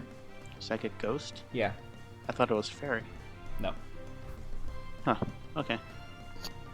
Either way, it's still an interesting thing that we still don't have any information about Hoopa or Canyon, and yet they're here in this game, at least Hoopa is. Which kind of makes me wonder when are they going to show up in general. Because they were in the code for X and Y. Yeah. Yeah, they were, but no one found the form yet. Right. Until the demo. So is it not in the X and Y code? The form? The form? No. So I'm wondering about trading Hoopa over to X and Y, but then trying to change forms. I don't think that's going to be possible. Yeah. They might just cancel that trade altogether. They might make it so that you can't trade Hoopa, Volcanion, or Megaladios Latias. Or at least the Mega Stones for them. Right. So, because Nintendo doesn't like backwards compatibility, apparently. I think, with I think we're region locking and all this. Yeah. I think we're going to have to wait for the next Pokemon movie to find out about Hoopa and its form. Yeah. Hoopa.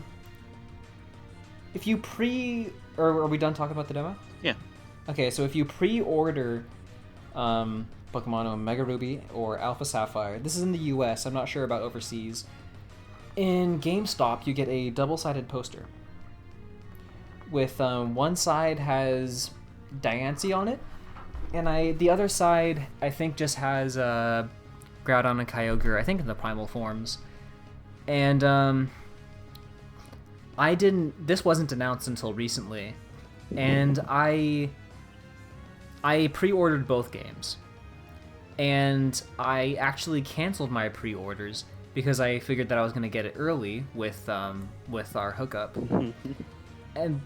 But as I was doing that, I learned about that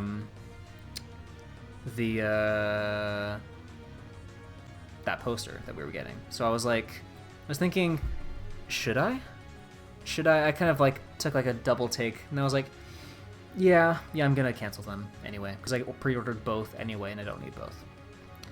So there's that, and if you pre-order it from Toys R Us, I don't know if this is every Toys R Us, maybe it might only be participating Toys R Us's, but you can get either Mega Charizard X or Mega Charizard Y plushes. So there's that.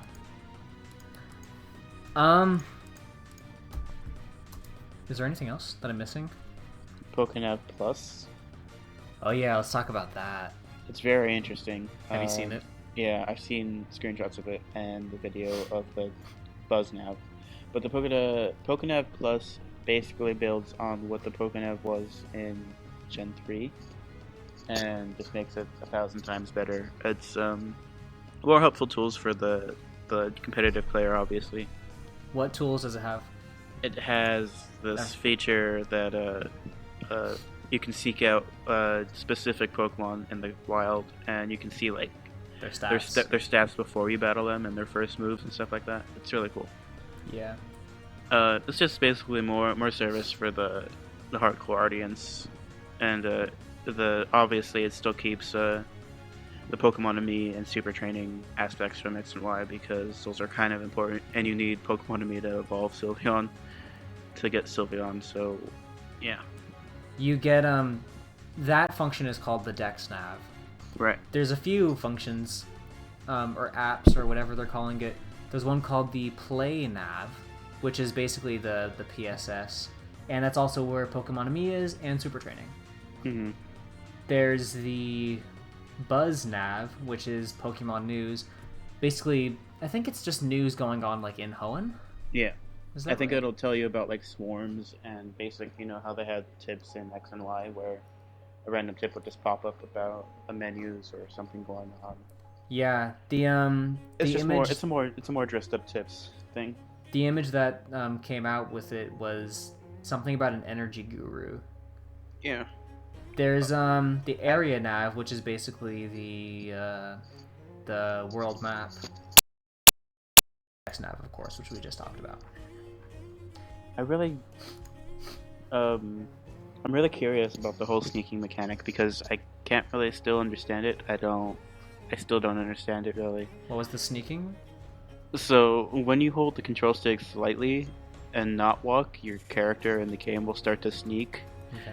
And so when when you're using the Dex nav, Pokemon will be like popping out of the grass. Like in that one trailer, we saw Pikachu like hidden in the grass, and the character was sneaking up to the Pikachu. Oh yeah. So you can sneak up on wild Pokemon now, and the sneaking thing is kind of funny to watch. Yeah. Have you seen the way the Pokénav Plus looks like in the player's hand? No. This is kind of funny because when Ruby and Sapphire came out, they just upgraded the Game Boy Advance to the Game Boy Advance SP, which is like a foldable Game Boy Advance, kind of like a laptop, and had a backlight, and it was really cool. And I think they're paying homage to that with the Pokénav Plus, with the because it looks like a Game Boy SP. Oh, cool. It looks exactly like one. And They've it done that folds before. like a mini laptop. Yeah, they do that a lot. Well, I think the Gen 4 Pokedex looked like a DS, like the original DS. Yeah, they pay homage to the their consoles a lot, except the X and Y one looked just like a smartphone. Yeah, I mean, technology. Yeah. Oh, I think it's important to touch on that trainer customization will not be in Ruby and Alpha Sapphire. Yep. Although you can apparently change your skin tone. That's a rumor. I haven't seen anything official about that. But Yeah. that'd be cool if it was because, I don't know, it's fun. It was a fun feature of X and Y, but I also understand why they took it out because each Pokemon game has something unique about them, and that makes it special for each game. And X and Y's was just the trainer customization in general, and the fact that it was based off of France.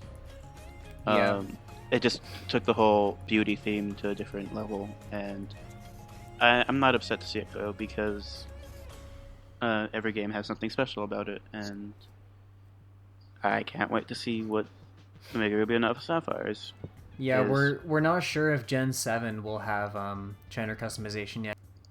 And I think it's kind of, I don't know, it's worth noting that like Pokemon he's not the creator, he's the director behind most games these days, Junichi Masuda. Yeah.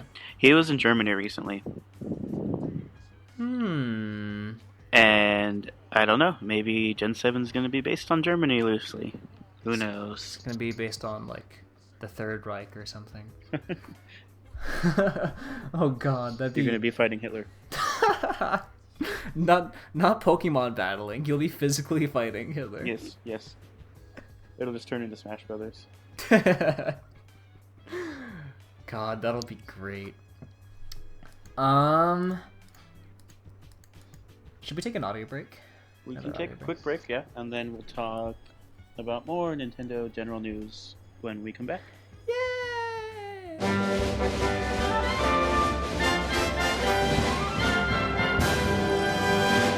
And we are back from the audio break.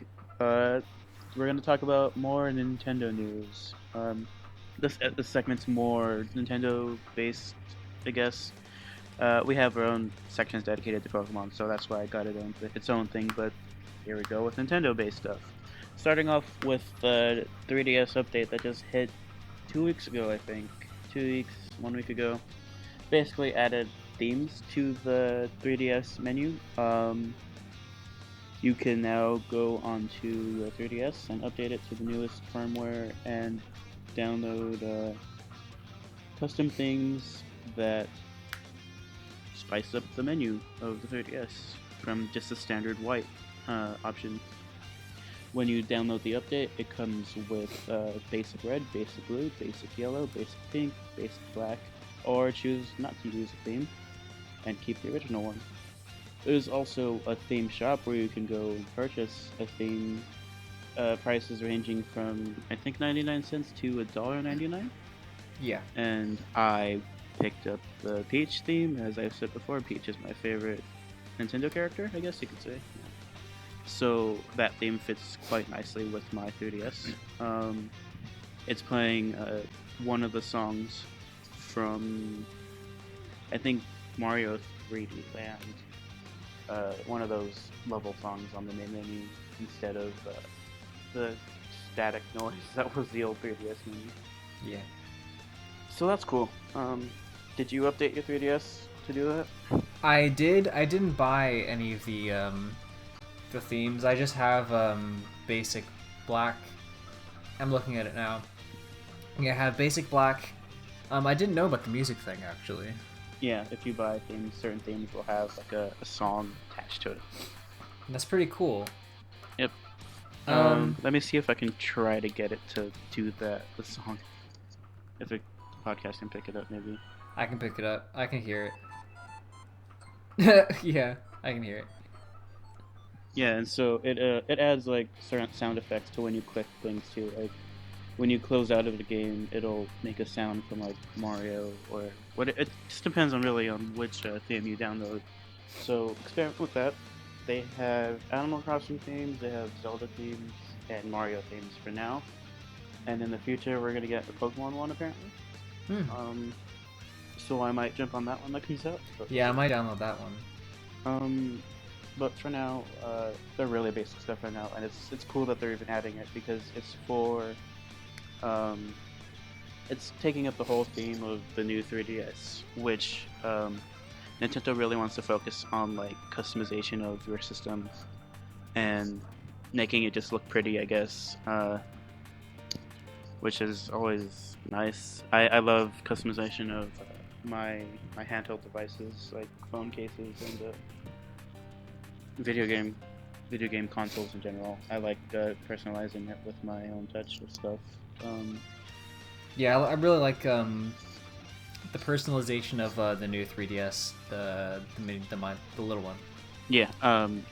So with that, you're gonna be able to like match your faceplates with your theme inside the 3DS.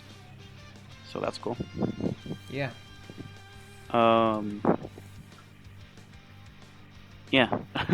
I don't know if there's anything else to say about that. Nope. Next, we're going to talk about amiibos. We got to look at them. Me and Hunter got to look at them at E3 a bit. They are just behind a glass case, but I'm pretty sure you've seen them by now, and if you haven't, I suggest you look at them. Because there are these really cool like figurines of, right now, Smash Brothers characters. That's the second wave, right? The first wave and second wave right now are going to be Smash Brothers related, so off the top of my head I know there's going to be Mario, Peach, Villager, Pikachu, Link, and just like the main characters first. I'm bringing them up right now. You want to tell me them? I'm bringing them up now. Yeah, still bringing them up. Basically what amiibos do, it depends on the game. Smash Bros. Specific amiibos, they're there so you could train against them, kind of like computer-controlled opponents. And if you ever played Skylanders or Disney Infinity, you basically just touch the figure up to the Wii gamepad and it'll appear in-game and you can fight against it. And train it up kind of like a Pokemon, and just kind of have that be your training buddy. Yeah, the wave 1 of the amiibos had Mario, Samus, Peach, Villager, Fox, McCloud, Marth, Link, Donkey Kong, Yoshi, Kirby, Pikachu, and the Wii Fit Trainer. The second wave has Pit, Luigi, Diddy Kong, Zelda, Little Mac, and Captain Falcon. And there's 2 more amiibos that aren't in either wave but are added as well. One for Bowser and another Mario one. It says those are 2 separate, I completely think separate from Bowser might be for Mario Party. Yeah. Oh yeah. Yeah, these different upcoming Nintendo games are going to be amiibo supported, and Smash Brothers is the first one that does that. Yeah, the first Mario, the Wave 1 Mario is gonna have the Super Smash Brothers artwork, so it's gonna look like the one in Super Smash Brothers, and the next one's gonna have just the regular Mario artwork. Yeah. I don't know about you, but I'm not really interested in the whole like Smash Brothers aspect of it, but more so like the collecting of the figures, because Yeah. I like how these figures look just in general, besides their added functionality of being able to be worked in a video game. Yeah, definitely. I just keep one like on my shelf. I'd totally get a Peach one and Villager one. There is Peach and Villager in the first wave, so yeah, Yeah. go for it. Well, maybe. Yeah. I might get Link. Links look really cool. Yeah, Marth. Maybe Kirby. I love Kirby. I don't know. I think, or maybe Mario. I like the Super Smash Brothers one. I really want a Toon Link one. So if they get a Toon Link and the female pink-haired villager as the amiibo, that'd be perfect. I think it might just be the standard. Yeah, probably. But yeah, I really want the Link one, and those are the ones that I would get. Yeah. I think they're pretty inexpensive too. They're like $13, I think. Oh, 13 something. They're not out yet, right? No, they're going to be out November 21st, along with Smash Brothers for Wii. Right. Right. I'm and looking up the new 3DS is going to have amiibo support built in. Yeah. Yeah, they're gonna be about $13 each. Not too bad at all. No, I mean they look like little figurines that you would like have like on a shelf or something, which I kind of like. In my mind, they remind me of the Smash Brothers trophies, like yeah, oh yeah, the origins of Smash Brothers, how their trophies coming to life, and it's exactly what an amiibo is. Yeah, to me, they're less of like, a lot of people are thinking of them as like extra information you can transport like characters and things. But I think of them more as trophies, as like little like figurines, but with that like feature, which to me I think that's really cool. I mean, I kind of want like a Link thing on my shelf anyway. And this one's cheap, and it has really cool function where you can like transport things from the new 3DS and the Wii U and all that. So yeah, which I think they're going to be used more than just Super Smash Brothers, right? Maybe. Because we're getting ones that aren't just from Super Smash Brothers. Mm-hmm. So I'm wondering if it's going to be compatible with maybe Hyrule Warriors, a lot of like multiplayer games where you can transfer information. I think. Perhaps in the future. In the future. Right now we only have like 2 waves, and we only have like 1 really function that we know about for them. So. So yeah, I think I'm gonna get the Super Smash Brothers Mario one because that looks just freaking cool. The fireball looks really cool, yeah. Yeah, is that the same thing that we saw at E3? That huge Mario that was there? Yep. That's the same one? Mm-hmm. That's really cool. I wanted to take a selfie with that, but I forgot to. And Took I'm a selfie so with mad. Pikachu. What? Took a selfie with Pikachu, I think we did. Maybe, yeah. So yeah, I want that. I want these. I want all of them. Just plain and simple, I want them. Villagers looks cool. I like his little like pose, his like standard. He's waving. I kind of want Fit Trainer. Speaking of Smash Brothers,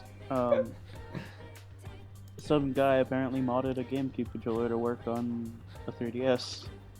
Yeah. And that's pretty smart. Yeah, it only cost like less than $15 too. He did it really cheaply. I don't know how he did it, but I want to figure out how, and I want to do it. Yeah, that would make playing Smash Brothers a lot easier because myself, it's fine to play Smash Brothers on 3DS for what it is, but my hands hurt after a while. Yeah, what I was thinking, because I'm thinking about getting the new 3DS XL. We talked about that a bit in Taco Time. Hint, hint, nudge, nudge. I was thinking about using my my 3DS that I have right now, kind of modding it and make it so where I can use the GameCube controller, and then maybe send this one in to get the capture card on it. So that way we have we just have everything set and everything can go. Still gonna cost a couple $100 to do that, but whatever. We'll see how things turn out, I guess. But yeah, that's pretty cool that somebody has the potential to do that, and I hope that guy gets a lot of money. Yeah, I wonder. Yeah, he should probably sell that. Like, well, the thing is, he released the information so everyone can do it now. But not everybody is a programmer. Yeah, that's true. He can capitalize on that, or someone will. I'm sure someone will. Speaking of GameCube controllers, I am fishing for segues now, but Smash Brothers for Wii U will be out in the Americas on November 21st of this year, and December for Japan and Europe. December 9th, I think. That's a bit inconvenient, isn't it? Just a bit. Because that's also when Omega Ruby and Alpha Sapphire come out. Yeah, but I don't think I'll have any problem deciding on which game to play. Because I'd rather play Smash Brothers with friends, and yeah, especially the Wii U one. Yeah. So we'll see what happens. I might end up playing Pokemon first, but I'm still gonna get both of them. Totally, yeah. Same day. Yeah. Or if we get ours early, then. Oh yeah. The price, there's a bundle for Smash Bros. Wii U with the game and one GameCube controller with the GameCube adapter for the Wii U for $100. What, really? Yep. Why is it so expensive? Because everyone wants to use that. Because the GameCube controller is $30, and the game is $60, and the adapter, I believe, is $50 or $20. 50 to 20 is a huge difference. I mean, 15 or 20. Oh, 15 or 20. Oh, okay. Is it for 4 players or is it for 1 player each? The adapter supports 4 GameCube controllers. Okay, so you can get one adapter, one $15 adapter, then get just the controllers. Yeah. Or get 1 or 2 controllers and then have everyone else bring theirs, which is what happens anyway. Yep. Okay. So I might be getting the bundle plus probably 1 more GameCube controller. Okay. You have a Wii U, right? Yep. I don't. Get one. I want one. I think I want one more just because of Hyrule Warriors. Just because of Hyrule Warriors. That's a good reason.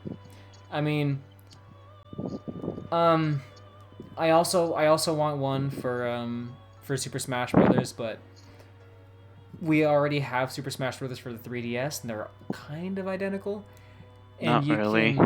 Yeah, there's extra things, but you can also play the Wii U version with the 3DS. The 3DS as a controller, as like a wireless controller. So I don't know. It just makes it so that way the people who don't have the Wii U version can play the Wii U version because all the characters are identical and everything. So you can't transfer information though, which sucks. But except for with amiibos. Yeah. You can transfer your character data, like if you change your character, which you can totally do, in Smash Brothers, you can trade that data over to the Wii U version with the amiibo. Is that correct? Yeah, that's part of it. Yeah. So I think that's pretty cool. But that would be an extra reason, and if Pokken Fighters comes out on the Wii U also. Oh, they could have Pokken Fighters amiibos too. Yeah, we should talk about Pokken Fighters. Sure. Pokken Fighters was announced A June? while ago. Maybe the beginning of July. Yeah. Basically is a Pokemon fighting game in the style of Tekken. Same creators behind Tekken are And creating Soul Calibur too. Are creating a Pokemon fighting game for the arcades in Japan first, but eventually they're going to come out to Wii U. The only characters confirmed so far are Machamp and Lucario. Thought was Blaziken? Blaziken, maybe. Blaziken was teased a long time ago. Yeah. Basically, they said they wanted Pokemon that were of all shapes and sizes. So I don't think only fighting Pokemon are limited. It's called Pokken Tournament, by the way. Not Pokken Pokken Fighters. Pokken Tournament. Yeah, that was That was like the name people were just calling it. Yeah, so far actually they only released Machamp and Lucario, but Mega Blaziken, it was just regular Blaziken. Yep. Was released at the was it VGC Worlds 2013? Some Pokemon press event Yeah, in Japan. Yeah, they released it with. There was a video of all the consoles in a row, like all like the from like the I think the N64, right? From the Game Boy Color. Was it Game Boy Color? From Game onward? Boy to Game Boy Color to the most recent. Yeah, and then it went into Wii U, where we saw a small clip of what we thought was Pokken Fighters at the time, because that's when they trademarked the name Pokken Fighters and Pokemon Fighters. And now we have Pokken Tournament coming out, which looks identical to that, and it has Lucario in it, and Lucario looks identical to that. So maybe we'll get Blaziken as well. Yep, probably. I wouldn't doubt it. Who do you think is going to be in it?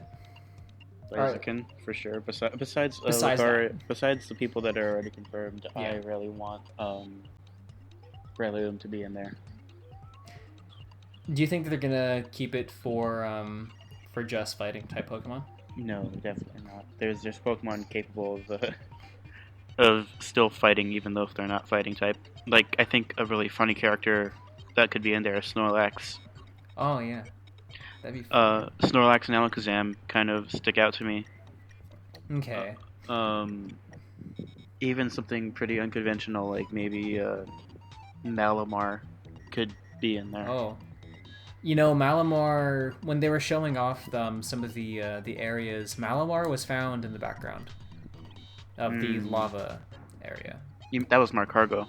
That was Macargo? Oh, okay, my bad. Malamar is the evolution of Inkay. Right. I'm thinking of Macargo, yeah. Yeah. Wow. Pikachu could probably be in there too. Oh god. It's like a 99.9% chance Pikachu's gonna be in there. Yep. I wouldn't give it that. I would.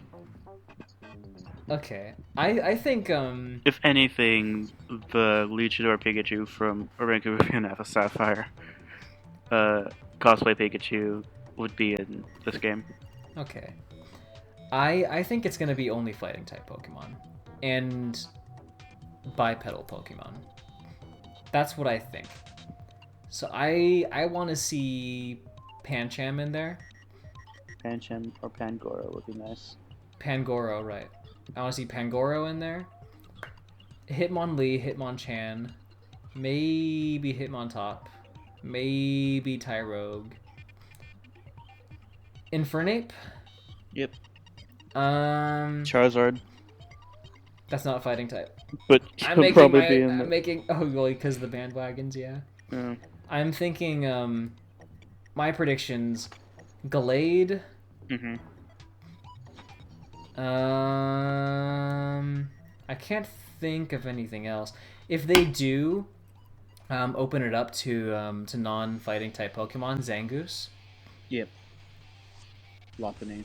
Lopunny, maybe Cacturne, I would see Gardevoir too. Caesar. Caesar, yeah. I think Throw and Sock might be in it. Yep. Zoroark. Zoroark, yes. But I don't see any four-legged Pokemon being in it. Gengar. Oh, Gengar. That might be interesting, yeah.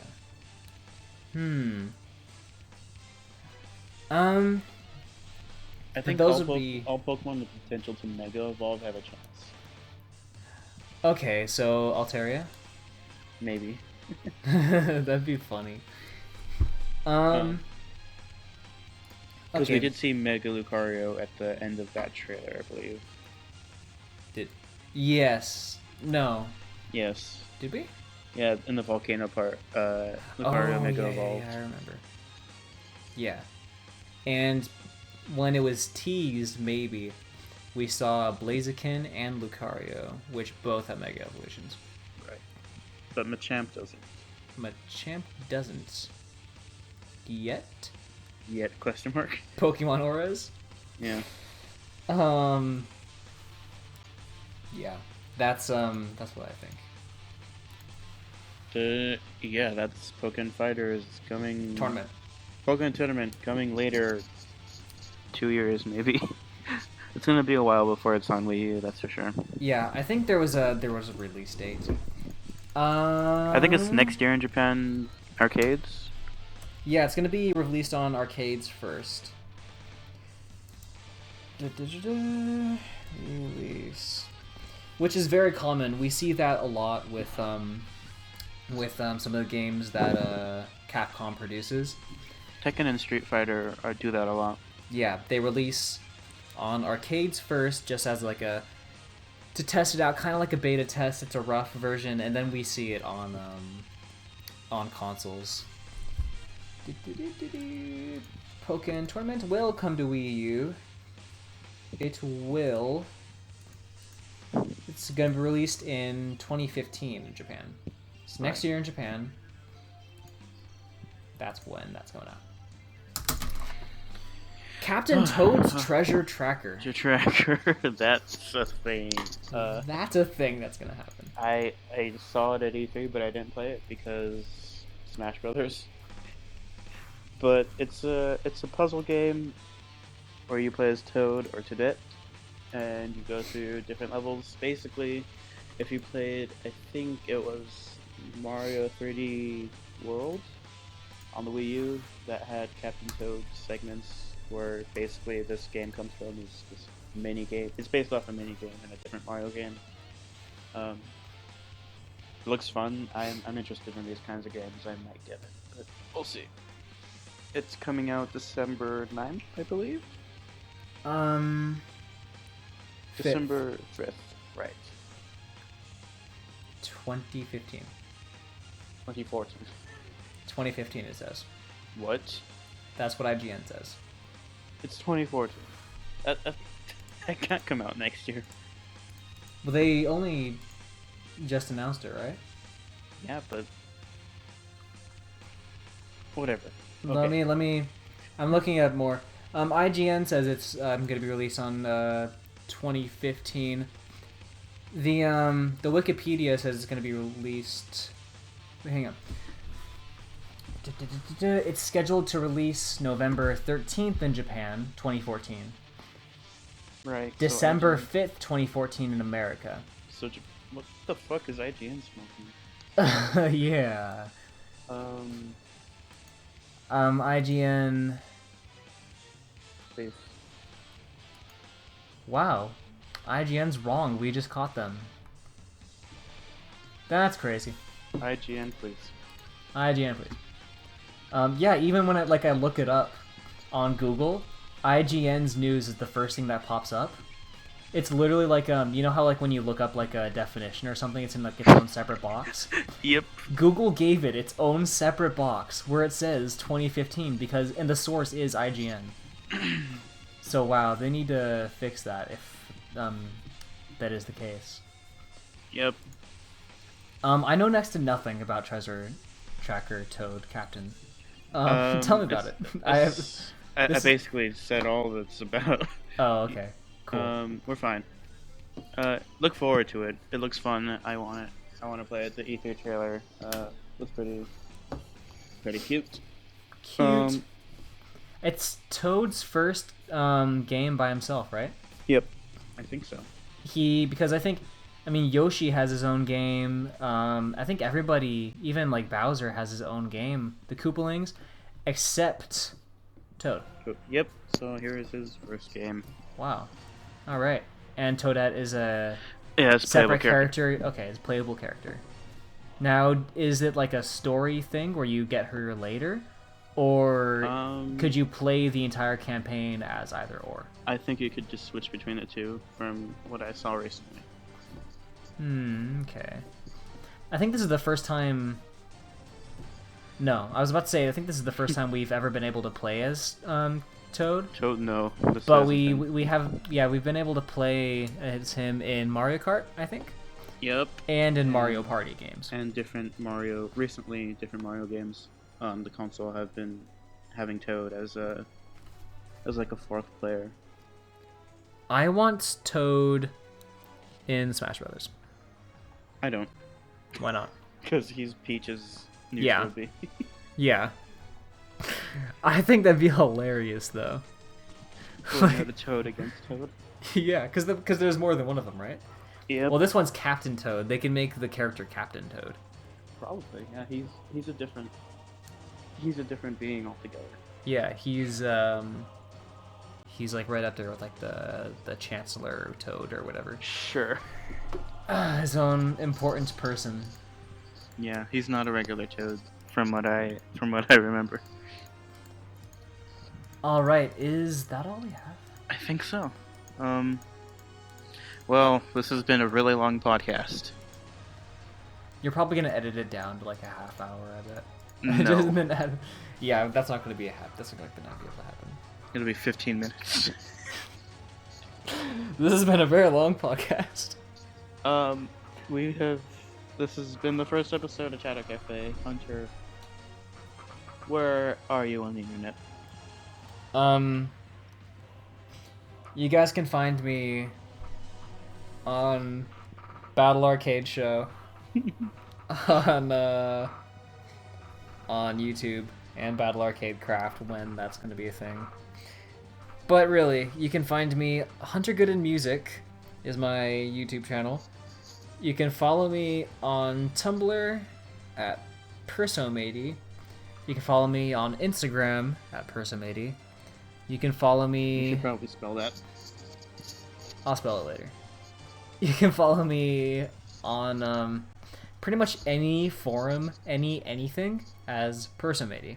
Any video game, MMO, as Persomady. You spell that like the word person, P-E-R-S-O-N, except without the N, and matey, like a pirate. So that is P-E-R-S-O-M-A-T-E-Y. Persomady. Gotcha. And you can find me, the lovable host, on Sure. Tumblr at ixnay on the nk.tumblr.com. You can find me on Twitter at Snowhalation, which is at SNOHALATION. And you can find me on the Shemiya News community, on their forums as Morbitus, and you can find me on my other podcasts that I do over there. You can find me on RTM Radio as DJ Lucas, and you can find me on Moon Prison Power Hour as Sailor Mars. Mainly Sailor Mars. They change my name every week, but I am personified as Sailor Mars. Yeah, that'll do it for our first episode of Chatter Café. Anything to end it with, Hunter? No. It ain't easy being cheesy. See you next time. Wow.